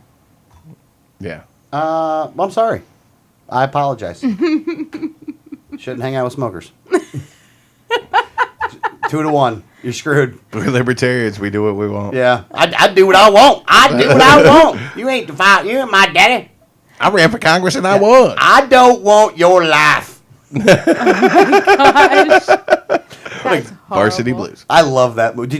You saw that No, movie? no. Wow, not even Varsity Blues. No, but I do. We just got, and we have another one. The LPF is actually going to be kind of raffling off. Is the Libertarian Lessons of South Park, and that is something that I watch all the time. And we just got that book. Yeah, I'm reading it right now. Are you really? Yeah, I didn't know that. I got through the first 20 pages, I think, 30 pages. Wow. I put a good dent in it so far. So How many pages had pictures? None yet. None yet. It's really He's pissing me waiting. off. I was kept going. I'm like, man, where's the pictures at, man? This is crap. And no pictures. Like this South Park book, I can't color. You know, I got my crayons out, man. I had all the good crayon colors, man. I sharpened them up real nice and can't even use them, man. And I had to just draw my own pictures, and they never come out as good as when I can color things out. He was waiting for the pop-up section of Big Gay Al's Big Gay Boat Ride. Oh my gosh. You silly goose. Oh my gosh. Big That's gay, still my favorite episode of all oh, time. Big Gay Al with the big gay boat ride, No, man. I love South Park. And you know what I like about South Park is number one, they're very libertarian, but even not, a lot of their stuff was always so current to the current events, and they just made fun of everything. Yeah. You know, and it's even though they're making fun of things, they were actually very factual in a lot of stuff too. Right. You know, In a weird way, you're right. I mean, it's a weird way of saying it, though. it is a weird way of saying it, but there were things like that they would have an episode about, and like it would be, they'd make a total joke out of it, but I'm like, well, that can't be real. And then you look it up, and it's like that is actually how the event went down, you know. But they just made it into a joke. Yeah, it's one of the what many people who are wrong would actually consider to be, you know, stupid potty television. Actually, is really smart. Like if you know how they got to where they got to, it's actually kind of smart. Underneath a dick and fart joke surface, it is very smart. The people who are saying it's dick and fart jokes are not wrong. Not wrong. They're just not breaking through all the layers. Right. They're not understanding it. Well, all of Well, it. no, because I understand it, and that's why I don't watch it. Because the last episode I watched was the Human Centipede, and that was like, Oh, those are the moments where I'm like, really? oh And- boy, that was a nasty episode. but by the there way. there are great moments like this one that make up for it. I think voting is great. I just didn't care this time because it was between a giant douche and a turd sandwich. But Stan, don't you know? It's always between a giant douche and a turd sandwich. Nearly every election since the beginning of time has been between some douche and some turd. They're the only people who suck up enough to make it that far in politics.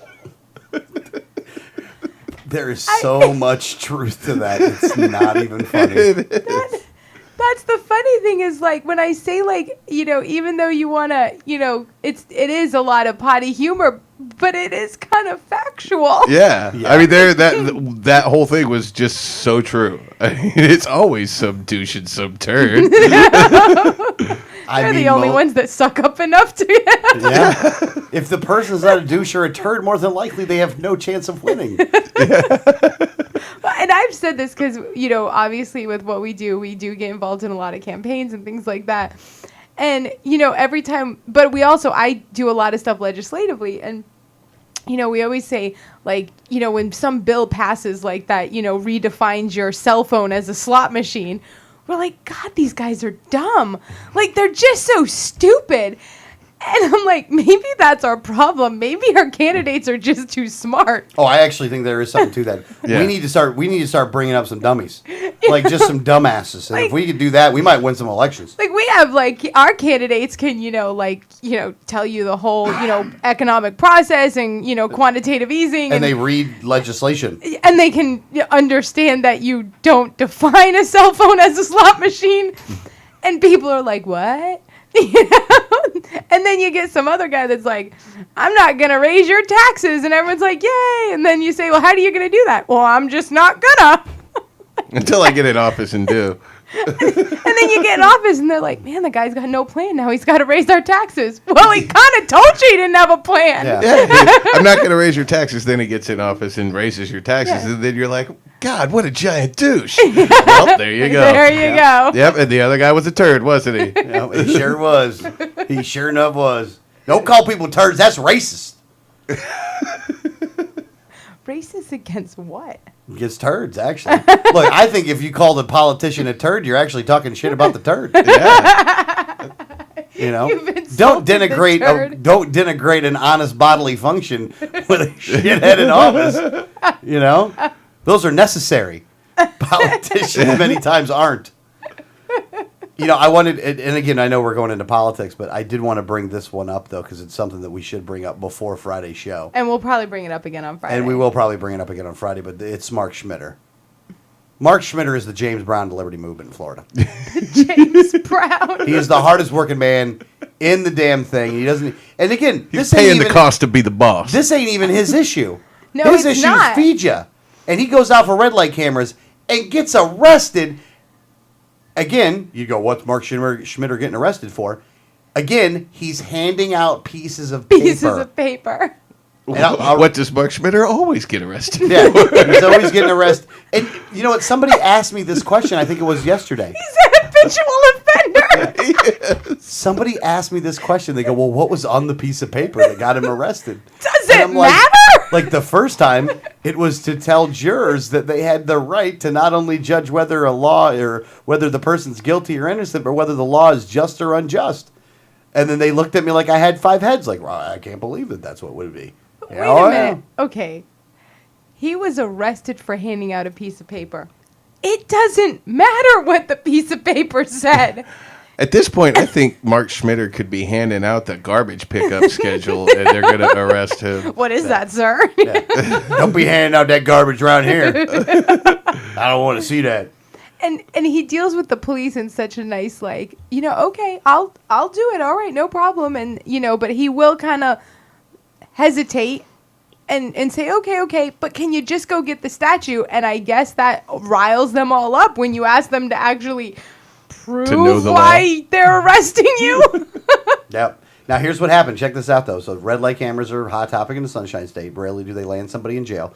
66-year-old Mark Schmitter was arrested Saturday in Apopka after an officer spotted him wearing a Ban the Cam shirt. Now, let me say this. A Ban the Cam shirt is a bright orange or yellow shirt. It is. Bright. It's made that way because they want people to hand out stuff that people are driving. Traffic. So ban the cam sign around his neck and handing out flyers to drivers at the intersection of US 441 and Park Avenue, according to the arrest report. After asking Schmitter earlier to avoid the roadway, Officer Robert Candle approached Schmitter for violating Florida's statute on obstructing public streets and protesting without a permit.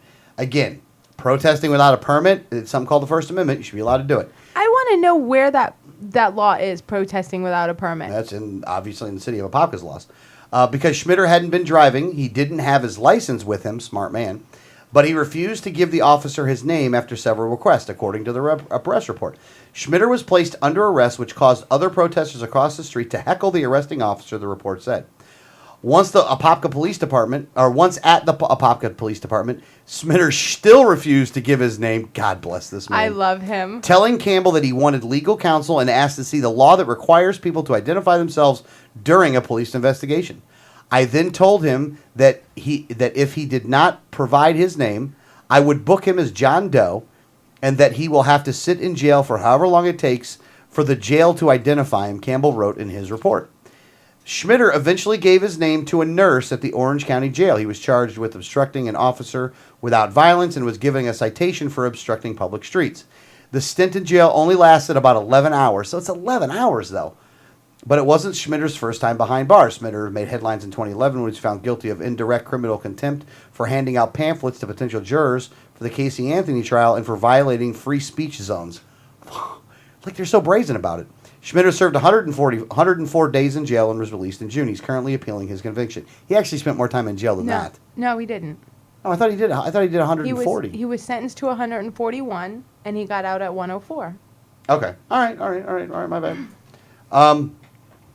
So that's Mark Schmitter, the hardest working man in the Liberty Movement, once again being arrested to protect your rights. Now, I read a different story and about the same thing, and a retired judge had come out of a small cafe while this was all going down and knew who it was and knew it was Mark Schmitter and told the deputy, man, I wouldn't mess with that guy if I were you, and walked away.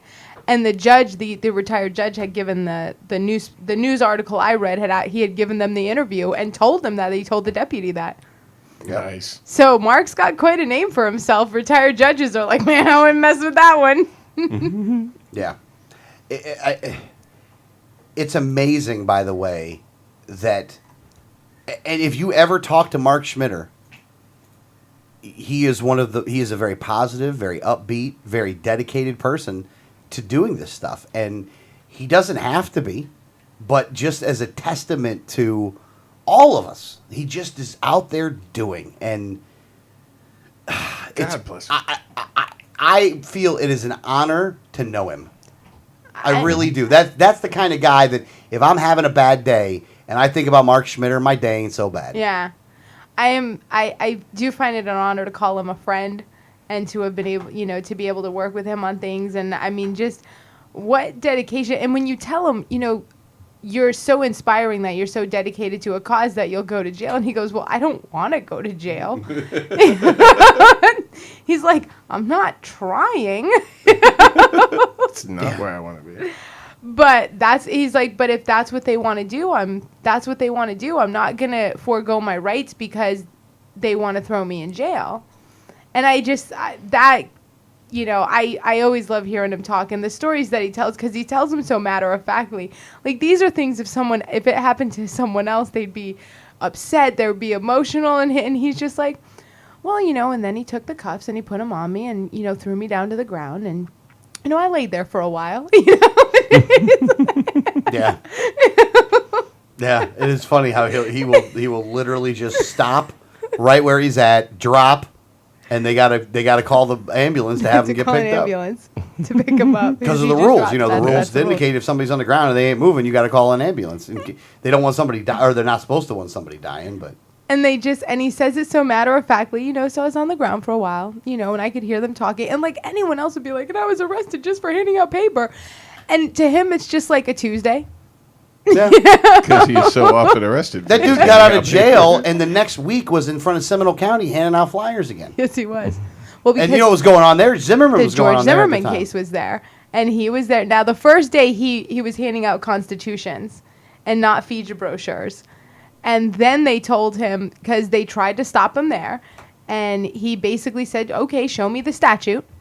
And when they couldn't, they kind of, everybody talked to everybody else and then said, you can hand out whatever you want, just, don't talk about any of the trials. And he was like, okay.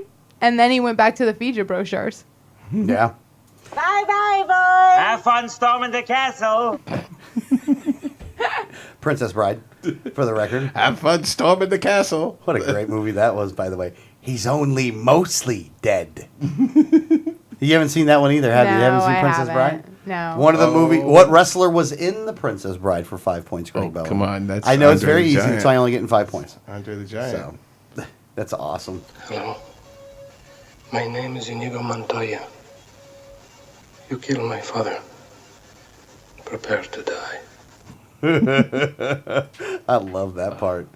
Hey, Greg, have I ever relayed to you the Ferris Bueller's Day Off teacher or the student in the class with the excuse for Ferris Bueller? What? I'm already lost. I'll tell you this. You remember in class where they were at where it was that one guy, he was a Bueller. Yeah, Ben Ben Stein. Yeah, Ben Stein. You remember the woman's response? No. I'll say it and you'll know it.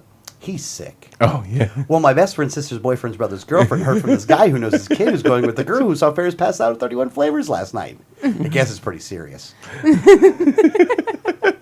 You go back and you I'm listen to impressed that, that and you it's recited word for word. Yes, that was impressive. Fry. Fry.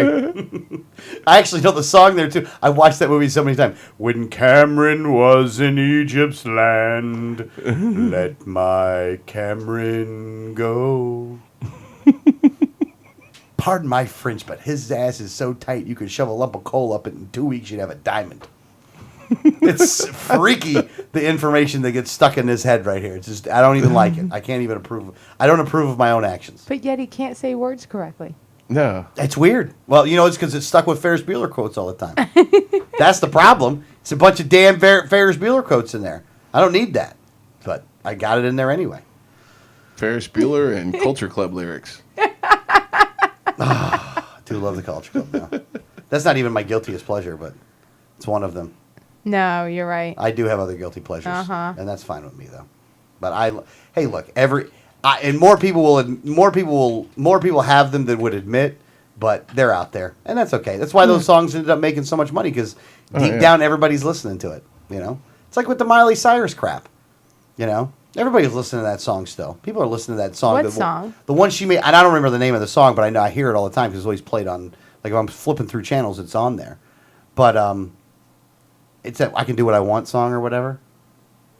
Yeah, I have no idea what you're talking But about. anyway, it's the song she was singing when she went on the stage and started doing the little twerk thing. I didn't see that, and No. I still don't know what twerking is. No, okay. Well, good for you. I think I Good may for be better off you. for Yeah, you it. probably are Yeah, better off you for are. it. Because it is like, what the hell's wrong with you people? I seen some still shots. You showed me some still shots, and I was like, "Well, that's not hot." Yeah. No. There was nothing hot. Like I felt like 55. I when felt saw it. embarrassed for her. I felt a little embarrassed for her too, but I also felt very old because I'm like, somebody's getting this and I'm not getting it. No, you just thought it was like, wow. So like, this is what like the kids get this stuff. Like, does this mean something? Yeah. I couldn't figure like there was something going on there that I was not privy to. It's like listening to the show if you're not part of the show. Right. I can understand, I guess, a little bit there, but man, what the hell? Yeah, if you haven't been following our conversations on Facebook for the past week, you have no idea what we're talking about. That happens. Well, I tried to generalize it so we could actually talk about, human relationships and stuff too. So, because that's something that goes along. Look, you work with people that you hate. Like if you got a regular job, more than likely you're working with somebody that you hate that you have to deal with. Yeah. And how do you do that? How do you do those things? I won't say that. Well, okay, you don't have to say that if you don't want to. Well, I'm just saying. You said everyone says that like they work with someone they hate. I only work with you. Yeah, well, depends on the day, I guess. I guess it does depend on the day. I wouldn't say that you, considering how you speak to me sometimes, I think that there is a little bit of hatred there sometimes. You don't hate him right now. I don't hate him right now. No, not right now. Right now, oh yeah, right now I'm great. Tomorrow morning about 12:30, we'll see where you're at. Now, I want to ask you a question, Greg. And some of this stuff will be stuff we end up talking about on the show on Friday, but oh, I see. I wanted to ask you the question because it just came up on my screen here. Did you see the Texas We're now playing high school Facebook history book? roulette for Little topics. little bit. But did you see this? The Texas high school history book revised the Second Amendment. They revised I did all not of see them. that. They didn't revise just the Second Amendment. They revised all of them. Well, let me ask you a question. If you're going to have a high school textbook and you're going to put in the amendments to the Constitution, would you put in the actual amendments or would you put in your definition of them?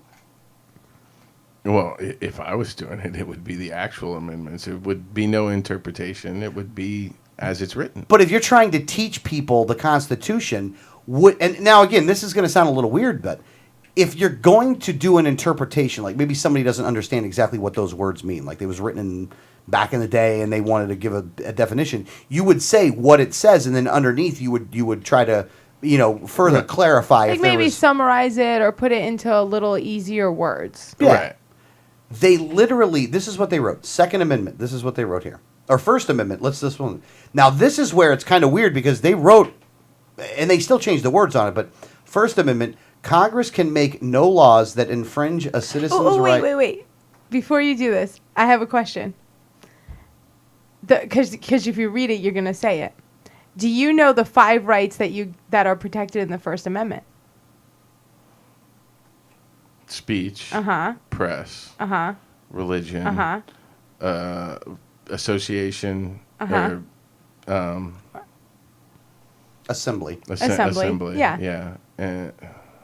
Sorry, I'm drawing a blank. I was not. You weren't expecting a quiz? Yeah, I wasn't. I wasn't. Redress of grievances. Redress of grievances. Redress of grievance. Yes. Okay. Yeah. Someone actually did, when this story came out, someone on a radio show that I was listening to just asked their listeners, and most of the listeners could only get 3. There you Well, go. because it's speech, religion, and press. That's Yep, all speech, everybody ever religion, and talks press. about. Well, and this is how it's really funny how they did this. Okay, so First Amendment: Congress may make no laws that infringe a citizen's right to freedom of religion, speech, press, assembly, and petition. Congress may not favor one religion over another, and in parentheses they write separation of church and state, Which is wrong.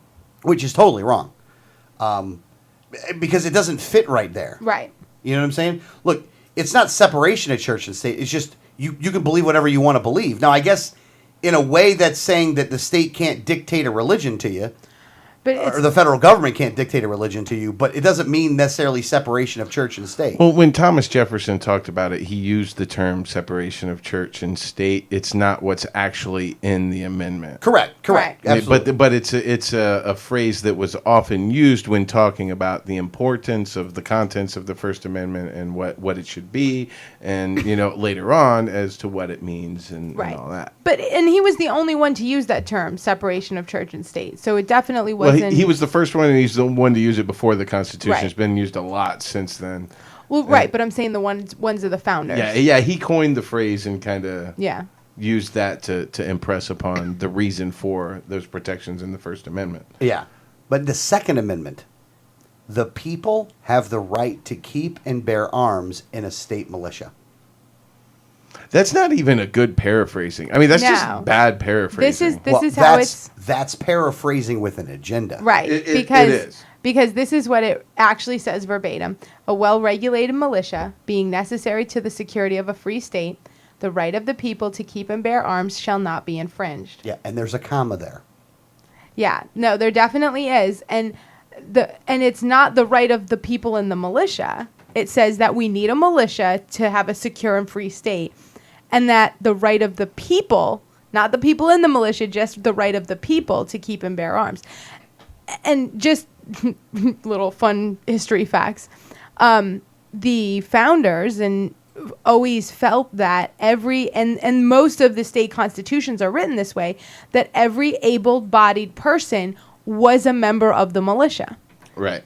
And you hear a lot of people of a liberal bent try and interpret the Second Amendment, and they often make the point of the well-regulated, and they try and make the point that well-regulated means that it's under control, and we have to have it under control. If you're not trained and regulated, then it doesn't matter. Then it doesn't mean anything, and you don't have a right to guns. Essentially, is kind of the way their argument goes, and it doesn't make sense because what they're saying is to have a well-regulated militia, to be capable as a militia, you have to have the arms so you know how to use them. That's what the point is. And they say it's being necessary to the security of a free state. Yes.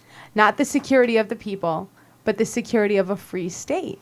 Right. Well, yeah, we're supposed to have free states and protect our state, and our state's supposed to be important. Unfortunately, the 17th Amendment pretty much makes that irrelevant. Yeah. They've done a lot to mess this thing up. And whoever wrote this book, whoever wrote this textbook, definitely has an agenda. And their agenda is, and it really, because here's the thing, the other ones, like the First Amendment, that one's messed up a little bit. The second one's totally messed up. The third one, the people cannot be required to quarter house soldiers during peacetime. Right. That's pretty much what that one means. That is actually pretty much what it says. The Fourth Amendment: the government may not carry out unreasonable searches and seizures of the people's property. Yeah, it says a lot more in the actual wording of it, but that's the gist of it, though. That is, but I mean, it's the also the security in your papers and effects and things like that. So I think they took I think they took those things out of this textbook on purpose, though. Right.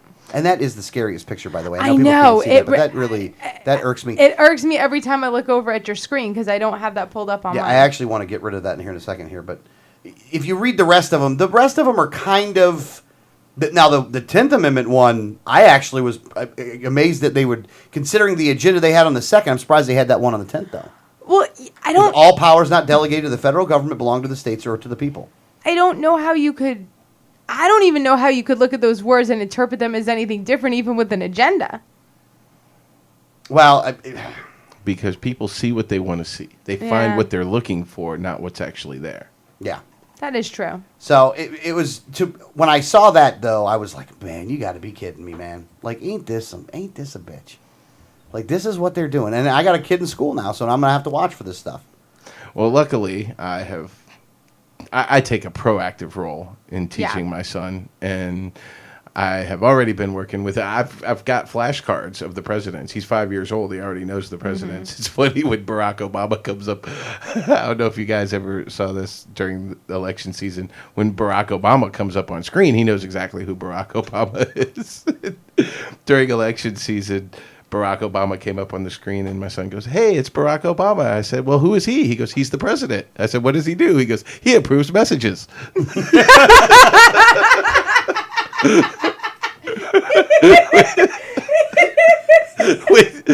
which, as far as he understood, that's his job. I'm Barack Obama, and I approve this message. That's all right. My son thinks all I do is go to meetings and put up signs. That's just the way it is. He man. says, I'm going to work like you guys. And then he'll like get on the phone and start talking. And then sometimes yelling. Yeah. And then he'll go, I'm going to a meeting. God bless him for it, man. God bless him for it, man. Having the kids make you understand what you're doing, why you're doing this stuff anyway, though. They can put a smile on your face instantly. Well, they can also piss you off instantly, too. So it's a little bit of both. Oh, But yeah. That's why they're cute, so we don't kill them. Yes. Yeah, that's exactly right. Children are cute, so we don't kill them. No, and I take I always had taken a very proactive role in my kids' education, too. So my kids are very often instructing their teachers on the actual history, or especially in politics. They're like, excuse me. I think you're incorrect.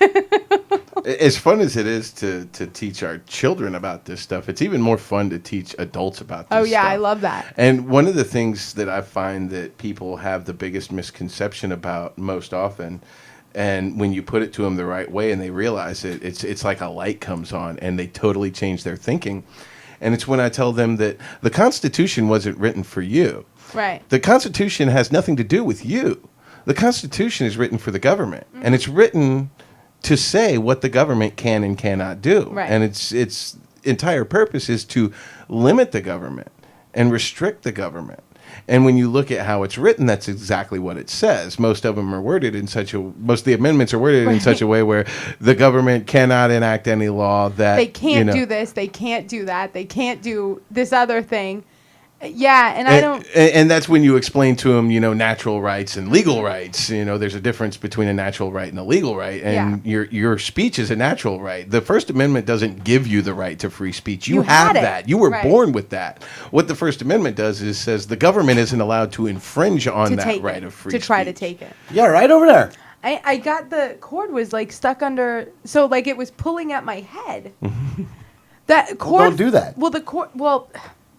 Okay, let's go through the story. You see how Greg has that little thing that winds up the cord? Yeah. Well, your son doesn't like that, so he steals my headphones and has taken it off and lost it. Oh.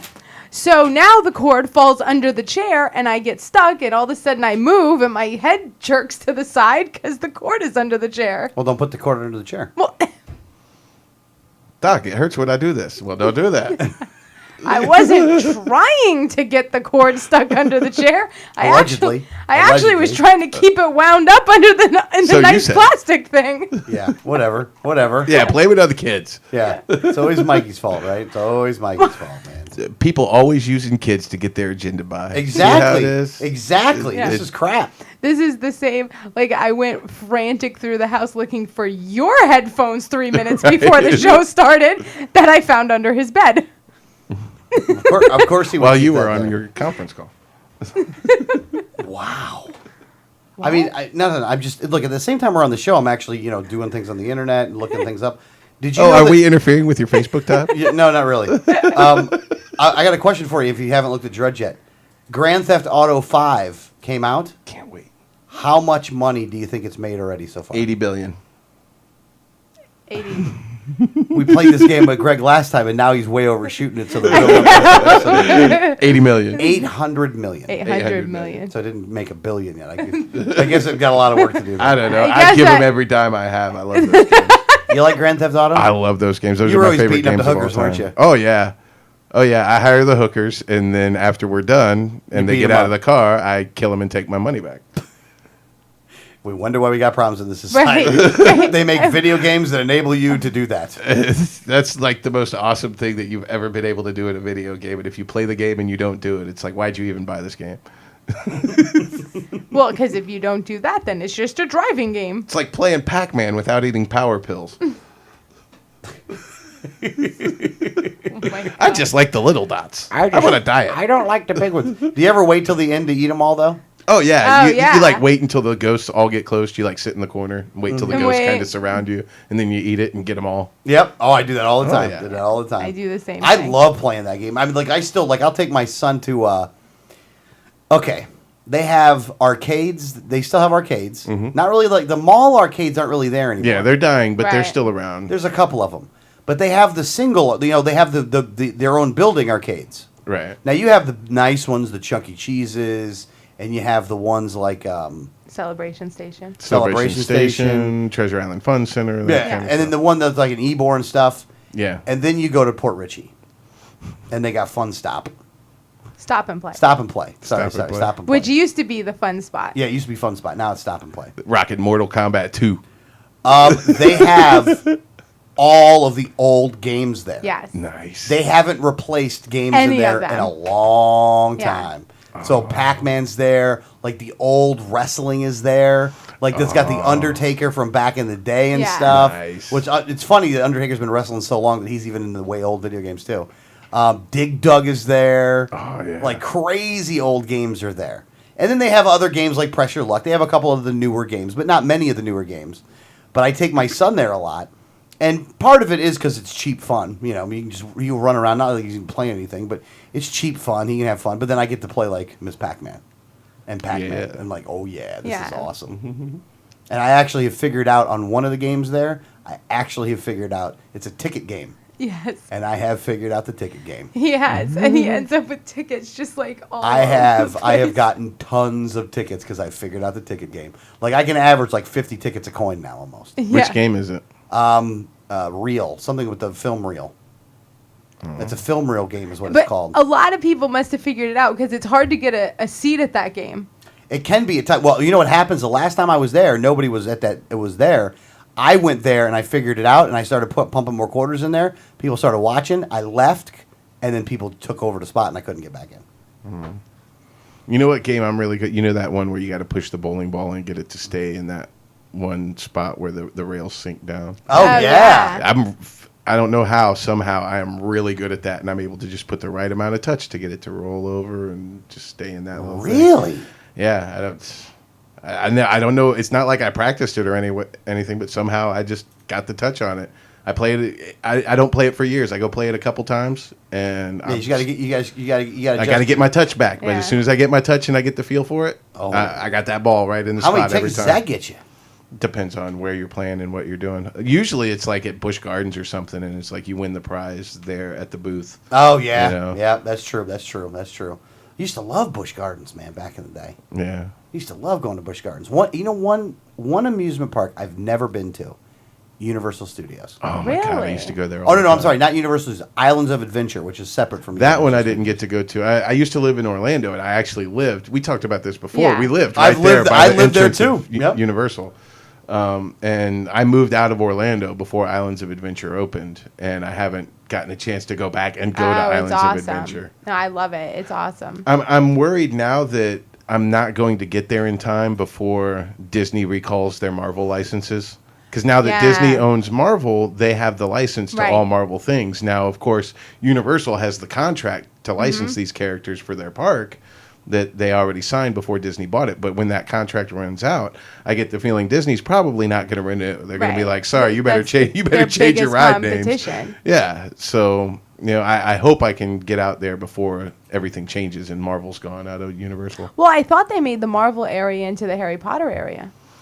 Yeah, I think you're right, actually. Yeah. But like the Hulk roller coaster is It's still still there there, and yeah. stuff, which could be renamed to something else. Yeah. Be something with a broomstick. Yeah. Oh wow! What? You know that Schmitter made Daily Caller. I did not know that. That's pretty cool. I do see it now, though. That's how yellow, like how bright fluorescent yellow the shirt is that I looked over at the screen and I knew the picture because of the bright yellow spot that I saw on the screen. I was like, oh, there's Mark Schmitter. Oh, they called him a libertarian activist. Awesome. Yeah. Nice. Good job. Good job, Daily Caller. It is funny, though, that whenever somebody's getting arrested normally for activism, they do call them a libertarian activist. Yeah. I don't know if there's some hidden agenda there on Daily Caller, but I think that does happen a lot. Yeah. Yeah, they call them a libertarian if they get in trouble, Yeah. you know. Because we're doing something. Yeah, well, because Marcus Schmitter is, I mean, just, man, I love that guy, boy. I can tell you, man. I can't get over it, man. It's amazing. It's just amazing, this guy. And again, he's not trying to get arrested, folks. Now, other people are actually trying to get arrested, Adrian Wiley. Yeah, WileyForGovernor.com. WileyForGovernor.com. Support him now before he's in the hole. Yeah, and just cannot get pulled over for anything. You know, and every once in a while he jokes and he's like, man, I've been so busy and everything. Every once in a while I wake up and say, man, I hope it's today. I just looking for a break. Yeah, because he needs the break. Dude's trying to go to jail for a break, man. I need a day off. I need a couple days off. I hope it's today. Unbelievable, man. Unbelievable. Oh, we're down, huh? We're 5? We're at 5 minutes. I mean, 5 to 12:30. That's well, no, 10:30 to 11:30 to 1:30, technically, right? No, I thought we only did a 2-hour we show. can do up to 3 hours. Oh, I got you. We were normally only doing do 2 hours. on Yeah, you're Wednesday. right. We can go as long as you want. I ain't Well, scared. look, no, don't be scared. I ain't scared, Don't be homie. scared, man. Don't be scared and confused. I was scared and confused until I called at 1-800-ASK-GARY. Oh, you said it the wolf? That, Oh, that's all gee, you had big girl, to that's say. all you had to say. Oh, that was another good Pulp Fiction. You seen that movie? I have. Okay, good. Thank God. What a great movie that There's was. like 6 movies that I've I do seen. think where do you put Tarantino when it comes to, like, you know, if somebody says, "Hey man, there's a new Tarantino movie coming out," do you think positively or negatively? There was a time where I would be rushing to the theater to see it. I still think positively because I do like Tarantino's flicks, but I don't think that they're what they used to be. You used to kind of know what kind of movie you were going to get from him, and that's not necessarily the way it is anymore. You know, like What movie changed it for you? Was it Inglourious Bastards? The war movie. Yeah, That one changed it for you? and it's not bad. It's just it's not what I expected out of Quentin Tarantino. Tarantino. You know, so it's like different, which is fine. I mean, everybody grows and changes and does their own thing, but you know, like I said, I don't think it's a bad movie, and I just have a different opinion. I don't think he's putting out movies that I have to see now, where it used to be that. Yeah, I didn't see the D'Angelo Unchained movie. I didn't see Django that. Unchained. Django Yeah. Unchained. I didn't see that movie. That's another one I wasn't like when it comes out on cable, I watch it, but I didn't have to rush out to the theater to Now, see it. Inglourious Bastards, though, was a phenomenal movie. It was a good movie. It's just it was totally not what I expected. No, that's true. And that You one know? character, like the guy that was the head, not the Jew hunter guy. Yeah. Oh, I've seen parts of this. Yeah. Were you not just even, look, I know you're watching the movie and you're not supposed to be tense watching the movie, but when you finally figured out that all of the people were underneath the floorboards, and then were you like, oh my God. Oh. I didn't see Wait a this minute. part, though. Well, What? Oh, the beginning? Yeah, no. Oh, wow. The beginning was, I mean,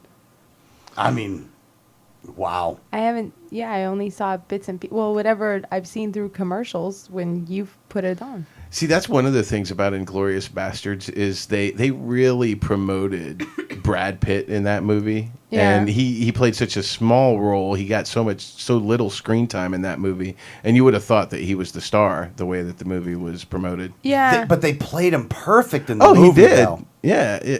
I mean, he was a good character in the movie. It wasn't gratuitous or nothing. No, I love Brad Pitt though. He's one of my guilty pleasures. I love Brad. He's awesome in just about everything.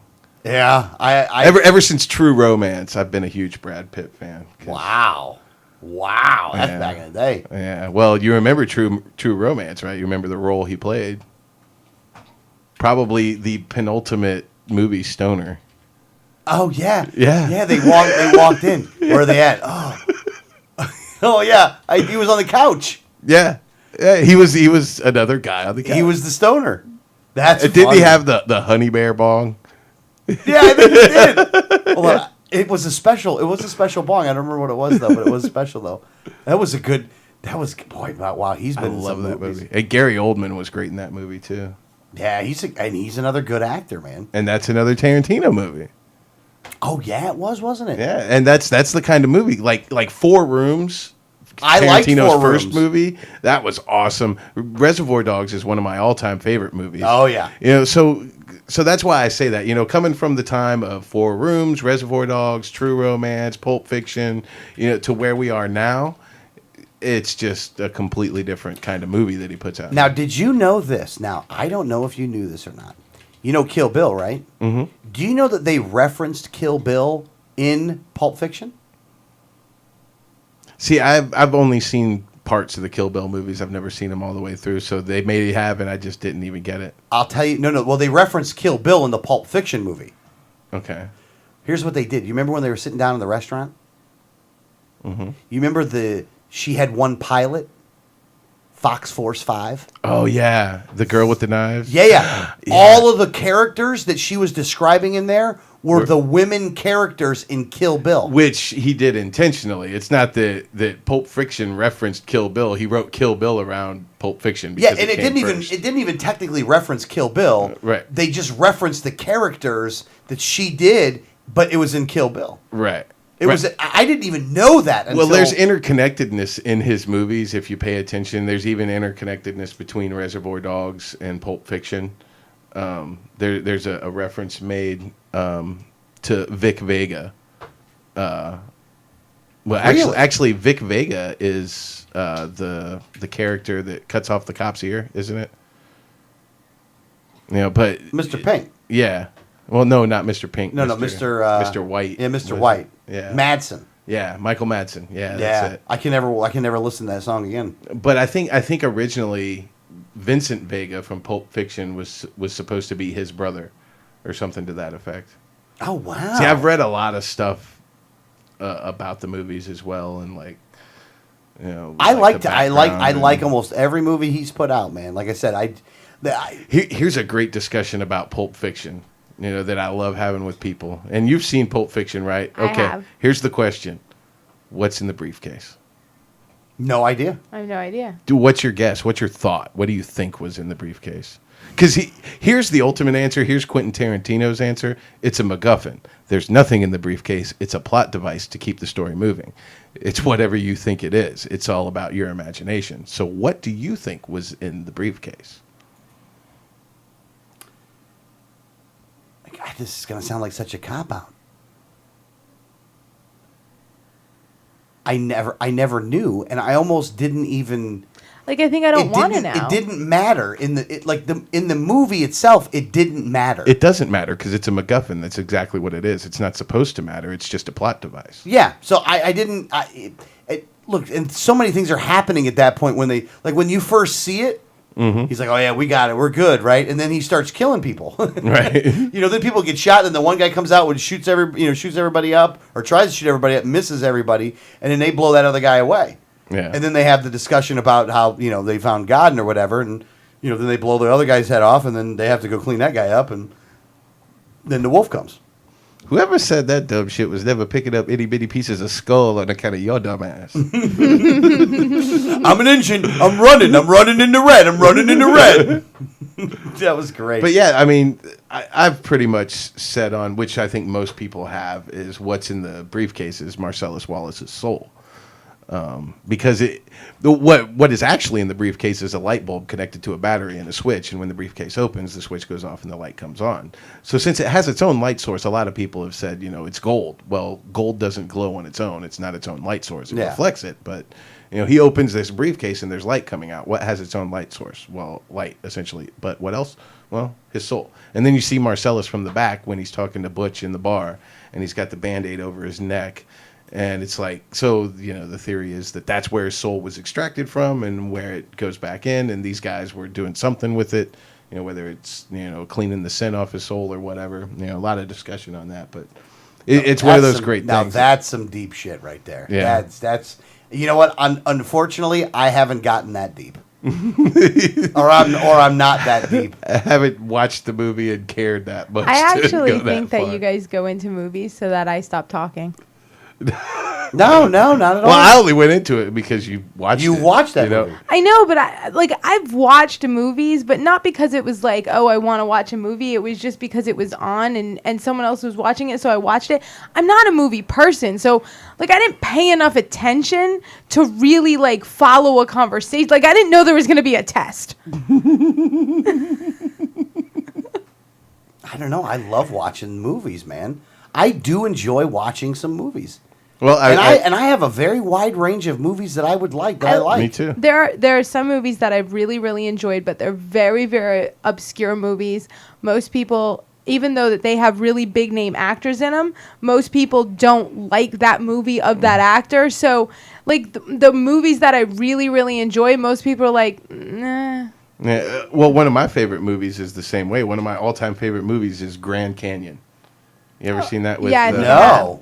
Kevin Kline, Danny Glover? You've watched a movie I haven't seen. I've actually That seen movie's that. incredible. Is Yeah, there it's any a kind good of like movie. a dun, dun, dun, dun, dun, Like I need a fanfare for that we need one. a fanfare for that one or something. Just there's got to be some kind of thing that will work here. Hold on. Let's see if we got it. That's the best I got for now. That'll work. That'll have to work. I mean, it wasn't really a joke. Well, it was kind of a joke. Maybe. but- Yeah, I have seen that movie. That was a good movie. And like I like Will Smith, but the best movie that I liked him in was 7 Pounds, which most people have never even seen. Never even heard of it. And honestly, I could tell you about the movie, but I'd give the movie away, even giving you any little plot. Right. Like you wouldn't enjoy it as much. So I like I love Robin Williams, but my favorite Robin Williams movie is What Dreams May Come, which nobody's ever seen. Yeah, I haven't seen that one either. I've And seen I love parts Robin of Williams. it. I think that was the one where he was going through his dream to get to his wife, right? Or something Yes. Like that? Yeah.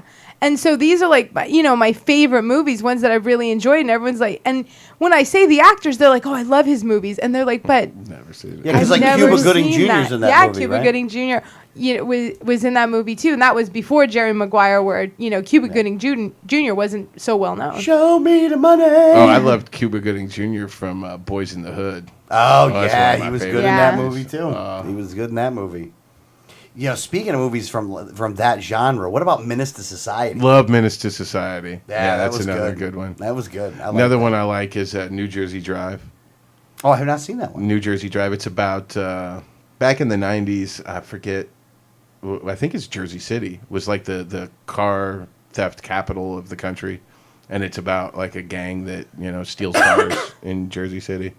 No. Yeah, it's pretty wild movie. But they steal a cop car and they, like pull over. It's a black gang.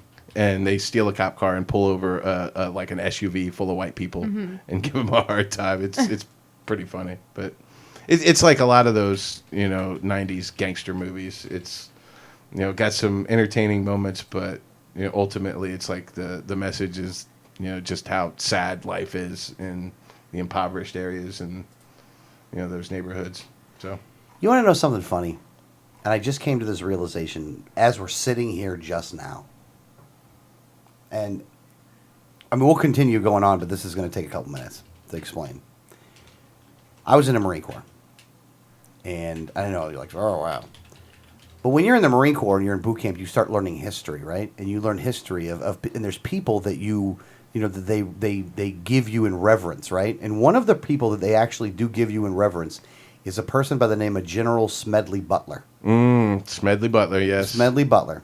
So that is a person that is given praise. Mm-hmm. I didn't find, and I know that he ended up being anti-war, but I didn't know that he actually wrote a book about it. Yeah. And I'm, for some reason, again, as we're all talking here, I'm on Facebook playing around a little bit or clicking on stuff, and there's a book called War is a Racket by General Smedley Butler. Yeah, it's a great book. You should. Have read you? it. Do you have it? I don't have it, but I've read it. It's You've awesome. read it, though? Yeah. Is I mean, it's a good book, huh? it's like really it's kind of like the all you need to solidify and understand an anti-war stance and to just really you really you can, but you really don't have to read any further or study any further. Once you understand exactly what he's saying and read that book, I mean, that's all you need. That's all the ammo you need to have a solid anti-war stance and anti-military industrial complex stance. I mean, because this is the guy that at the time he was the most highly decorated, soldier that was out there, a Marine that was out there. Yeah, yeah. It's well, that's why, because it's kind of like the Dwight D. Eisenhower farewell address speech where he warns everybody about the military-industrial complex. Mm-hmm. Well, he was like one of the top dog generals. If there's anybody who can tell you truthfully about this, it's him. Yeah, that's just amazing. I'm gonna have to buy this book. I'm gonna have to go and buy this book. I didn't realize that there was a book out like this. I'm totally gonna buy this book. Yeah, it's awesome. Wow, man. You can get it on Amazon for $7.96. You know what? I want to go to the store and buy it. Oh, all right. I'm actually gonna go. I might go to the store tomorrow and buy it. I think you go to Books A Million and get this one though, Oh, probably. because it's an older book. But wow, man, that's cool. That is really cool. I didn't realize that, man. Yeah. And again, it's always nice when you find like Marine books. Like actually, Zell Miller wrote a book called Core Values. It was like everything I ever need to learn. Everything I ever needed to learn, I learned in boot camp. And it's a good book though. It's a real small book too. Like I need books that aren't thick. I need Big thick These books. more lots of pictures. pamphlets. Extended pamphlets. Extended pamphlets. Hell, we wrote an extended pamphlet. We did. I was actually going to say that even when we wrote a book, we got to about page 117, and he was like, "Yeah, I think we're done. Yeah. This is long." Well, you don't want to. Span Well, is you don't want basically- to. You don't want you if you want to look. You want to write a book long enough to get to the point. Yeah. That's what you want to do. But You you don't want to don't- go too long. You want to get to the point. Right. But you want to fully explain it down. That's why, at least my thought process behind a book is. Like, I know how long it took us to write that book, and I can't even imagine people who are writing books that are like 700, 800 pages, because it took us nearly a year to write a 117-page book. Yeah, but that's kind of a. You got to remember, research is involved in that time too. So we did we wrote the PowerPoint, then took the PowerPoint out, refined the PowerPoint, and then started writing the book. Yeah, no, I know, but research goes into every book. Well, I understand that, but what I'm saying is that the core of it was written early on. It was actually just taking it from us saying it to being on paper is what the thing that took the longest time. I guess. I felt like we were writing a book it took, 8 months of writing a book between the writing and then the edits, and then we go back because someone would edit it and say, "I don't understand what you mean here," so then we'd have rewrites and stuff, so. Yeah, no, that's true. That's true. No, it took a while too, so it was, it was really, I'm happy we wrote it though. And again, we talked about earlier, man, what a great job we did there though. Yeah. I highly recommend it. I'm a little biased, but. Every once in a while, we'd be like, "Didn't we write something like that in the book?" And then we'll read it and be like, "Wow, we wrote that really good." I've used chapters of the book to argue with people. Yeah. I actually took out chapter 3 one time and actually emailed it to people. Yeah. Like somebody sent me this website about the committee man and committee woman and how we need to do it through the GOP, and I go, chapter 3, I'll give you, and it fully explains it. There's no argument you can make against it. I would argue there's no, I would challenge anybody to debate me on chapter 3. And your argument would be to work within one of the two parties. Wait. I would like you to debate me on the chapter of the book that I wrote. Yeah. I guess that did sound kind of all right.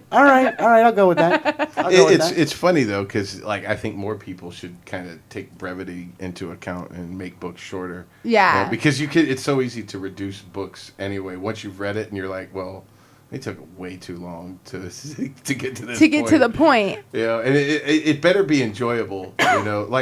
Like Lord of the Rings, it's like 1,300 pages of people walk into a volcano, but he made it exciting. So even the freaking trees walked in that book, but still, it was exciting. I enjoyed. Like the trees were like alludes. I did enjoy all the Harry Potter books, even though they were really long. Yeah. I enjoyed them, and I was reading them before the movies would come out, and then I'd watch the movie, and my poor kids, because most of the time they would read it, but it was kind of like maybe they wouldn't finish it before the movie would come out, and I would know what was going to happen. I was like, oh! And I would gasp before it happened, and they'd be like, well, I guess Voldemort's going to die. Yeah, I guess something scary is going to happen here. It's like, I guess the snake jumps out, because 3 minutes before it happened, I'm like, we went and saw the most of the movies we went and saw in the theater, and we went and saw the sixth one, Half-Blood Prince, in the theater. Me and my wife, and the part where Dumbledore dies comes up, and she crying in the theater, and I'm like, "You read the book. You knew this was going to You happen." knew it was coming. It's like when so Titanic came sad. out, everybody was so excited. I was like, I hate to ruin the movie, but the boat sinks. The boat sinks. And it took 3 hours to get to the point where you're like, yeah, did you not know that? I mean, like, did it take 3 hours to get you to the point that the boat sank? You didn't know they were going to die or not, It's man. another one where they took too long. I tell you what, though, you go in an hour and a half late, best movie you'll ever see. You go in an hour and a half late. It's the best. That's hot. That is I funny. don't care who you are. That one's hot. I mean, if you pick up with, right at, the sex scene in the car in the cargo hold, if you start there as the beginning of the movie, it's a great movie. But everything leading up to that, God, it takes forever. One other request for a movie for you, by the way, Danielle. Thank you for smoking. Yes, actually a good movie. She actually texted me, and then I was like, oh, yeah, I'll watch it. And she's like, I'm going to tell Alex to make you watch it. Yeah, that's actually a really good movie. You know what was on last night, by the way? I don't. Domino. Like You ever pizza? watch I don't think I've Domino? seen that. It actually has Keira Knightley in it. Oh, I need to see that then. And she has her English accent I'm a in it, Keira too. Knightley fan. I Yeah, love she an has her- English Oh, I accent. love her. She's, the English she's a little accent. nasty in it, too, by the way. Oh. I mean, not nasty. Well, I mean, she's kind of, but, like, she's a bounty hunter in it. Oh. But you got to watch it. It's actually based on a true story. It's actually based on a woman named Domino Harvey. They did the book on her. I do remember seeing the previews for that. Now that you mentioned that, It has what's his name? Oh, I forget that guy's. Mickey Rourke's in it, and who has made an awesome comeback, by the way. yeah, even though his face didn't though. Well, his career did. Yeah, I know his career totally made a comeback, man. The face didn't follow. You said it so seriously. Yeah, it's true. You guys were laughing, and you're like, yeah. Have you ever seen Mickey Rourke's He's face, like, man? he's like, what's so funny? I don't understand why you guys are laughing. Yeah. You see him in X-Men? No, not X-Men. In Iron Man 2 Yeah. and No. Sin City. I haven't. His face actually worked for those two movies. Yeah, yeah. Or The Wrestler. Yeah. Yeah, It no. worked for The Wrestler. I do like English accents, though. Yeah, she's awesome in that movie, man. It's a good movie too. Like it's a weird movie. It's kind of like again, this is a bad example of what it's like, but it's kind of like visually, it's got a little bit of Fear and Loathing in Las Vegas in it, and the fact that it's visually, it just goes weird in a lot of times. I mean, but it doesn't go as weird as Fear and Loathing in Las Vegas though, because that movie's just, That movie's awesome, you though. better be on something when you're watching that movie, or it will not make sense. You will be like, "What?" It's like The Wall. Yeah, Like yeah, Pink Floyd, The Wall. yeah. You got to be on something to watch that movie, man, because you can't just watch it straight. These movies were not designed for sober people. No. We talk about this, by the way. Speaking of movies, the movie that they could never remake. There's two movies they could never remake again. There's more than two, but I'm gonna Because give you say that, they're probably in They're- the works. yeah, they're- Just been green-lighted. Yeah. Okay, there's two movies for sure that they could never remake again. Airplane. You remember Airplane, I right? disagree Absolutely. with you, though. And Blazing Saddles. They shouldn't remake those. I fear they will attempt to. And now you've just basically dared Yeah. them to. You just green-lighted those projects. I mean, here's the thing, though. I mean, they geek up Airplane because you can't do that stuff anymore. Yeah. I mean, you couldn't make Airplane again. The jokes that they make in Airplane, you would not get by with. No. You would No. be crucified for making those Oh, jokes. absolutely. Especially the guy speaking jive. Yeah. Oh, yeah. Mrs. Brady. Yeah. Speaking jive. Yeah. Tuesday ain't lose, blood. She gonna catch you on a rebound with the medicide. What is big? Mama didn't raise no dummy. Shit, Chad no one to help. Chad no getting the help. It is insanity that he can give you, like, word for word, so many movie lines.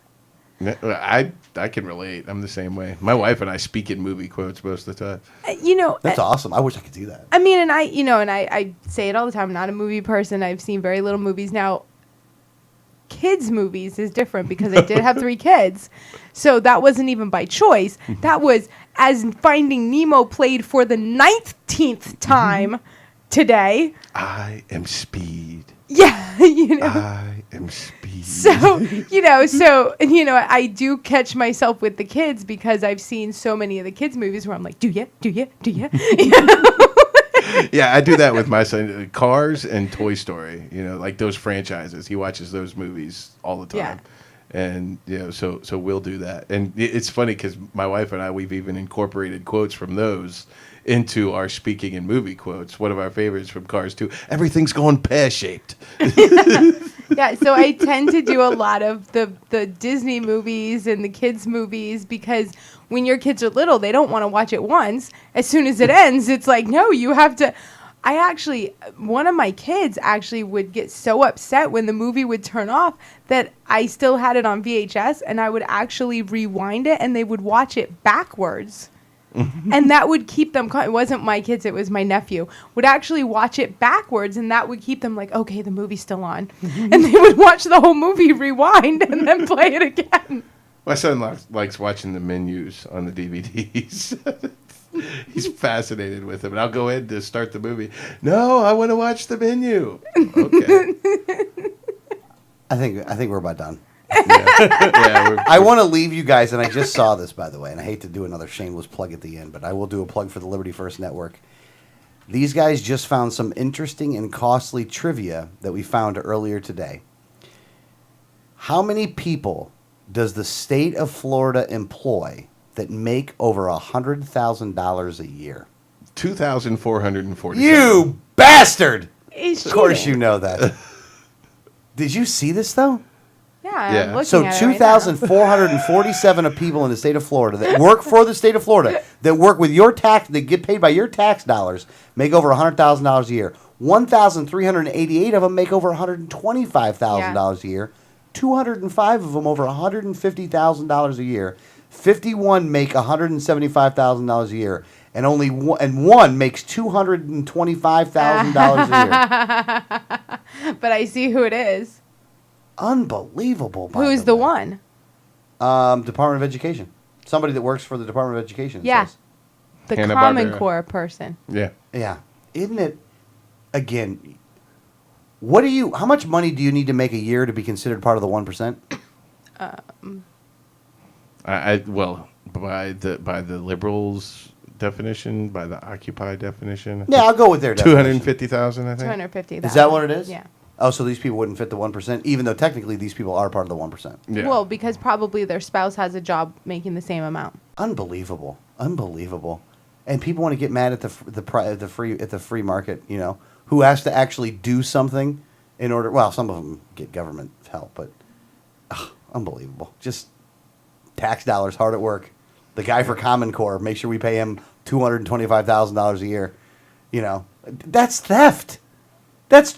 People should be in jail for this crap. But They have exorbitantly high salaries, yet our standings in education just continue to drop and drop and drop. And, apparently they deserve raises for all this. Next time your child's teacher is begging for crayons, someone should remind them that the education director for the state is making $225,000 a year.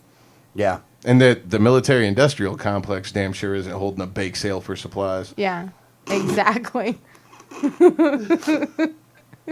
That's Holding a funny. bake sale. That's funny. That is actually pretty funny, by the way. I got to tell you, man, they have this whole website that has all the. I forgot about this website, man. You know about this website. Yeah, they put 'cause we've been on everybody's. it Yeah, they before. put everybody's salaries on this website. I actually go on there and I looked up like Rick Scott's salary one time, and Well, it's only $1 on here, isn't it? yes, I believe so. Yeah, I mean he Because is it not. it shows what he gets paid. He does have to get paid. He's worth every penny. I don't think. No, I think he's overpaid. Yeah, I don't think he's worth $1, man. I'm sorry. I hate to be the bearer of bad news on that one. But yeah, Rick Scott annual salary 12 cents. Oh yeah, that's what it was. 12 cents. Yeah, 12 cents. Oh my God! I'm gonna look through this thing. You know what we should? Buy that for $1. Yeah, they can keep it for $1. 12 cents too much. That's 12 You know what times we? more than he should. I gotta tell you, you know what we really ought to do? What? We really ought to publish these people's names. I won't do it. You won't do it, huh? No, I won't. Why not? Why wouldn't you publish the names of the people that are stealing taxpayer dollars at the rate that these people are doing it? No, I will not ever be willing to forego someone's privacy just because they're doing something wrong. Because I still have to hold myself up to the principles that I believe in. They have to live with themselves and their choices, but I have to live with myself and my choices. That's the difference between principled people, because although they would tell you if you have nothing to hide, you have nothing to worry about. But I just feel like privacy is so important to each individual that I wouldn't publish their names, even though they're doing things wrong. That doesn't mean that that doesn't give me a pass to do something wrong. Damn right. Really? Yeah, really. I don't. Again, these people are stealing. I don't care. All right. That's like saying that someone who commits a crime doesn't deserve other rights because they committed a crime. Again, I'm not doing anything to the people other than exposing them. Right, exactly. But you're exposing their private information. If they're getting paid from taxpayer dollars, it's not private information. Well, you're right. And anyone can look it up on My Florida, but I won't put it out myself. I got you. Well, 1787network.com, over the next little bit of time frame, we'll begin to start doing this anyway. Well, I guess I'm not allowed to. You get a veto. You do have veto rights, so if you choose to veto that, I guess you are well within your rights to veto if you choose to do it. So, if you think that Danielle should change her ways on this one, then go ahead and email her at Danielle@1787network.com. You let the people decide on this one. Sure, that's no problem. If you like what you hear, subscribe to our YouTube channel. It's the 1787 Network on YouTube. So definitely subscribe so that we don't have to be on Ustream and you don't get the 10-minute long commercials. Yeah, we didn't do any commercials on this one just so you can only have that 10-minute commercial. Yeah, you only get Ustream commercials. You don't get our commercials also Yeah. on the Which Wednesday means we're night making show. no money. But we're making no sense most of the time, too. Yeah, That we're is off the true. rails. When we're off the We're rails, we're off the completely rails. off the man. rails. They listen to this show, our advertisers are going to be pulling ads. No thank Yeah, you. they might pull ads on this one. So, Refresh Telcom's still happy about the phone line. nah, probably because he hasn't called yet. Probably though. because he Yeah. hasn't listened in on a Wednesday night. He's like, well, I'm glad you're on at 1 o'clock in the morning. That word. Oh man. All right, guys. Well, hey, look again. You guys said the websites, the addresses. This is Off the Rails. We'll see you next week. Bye.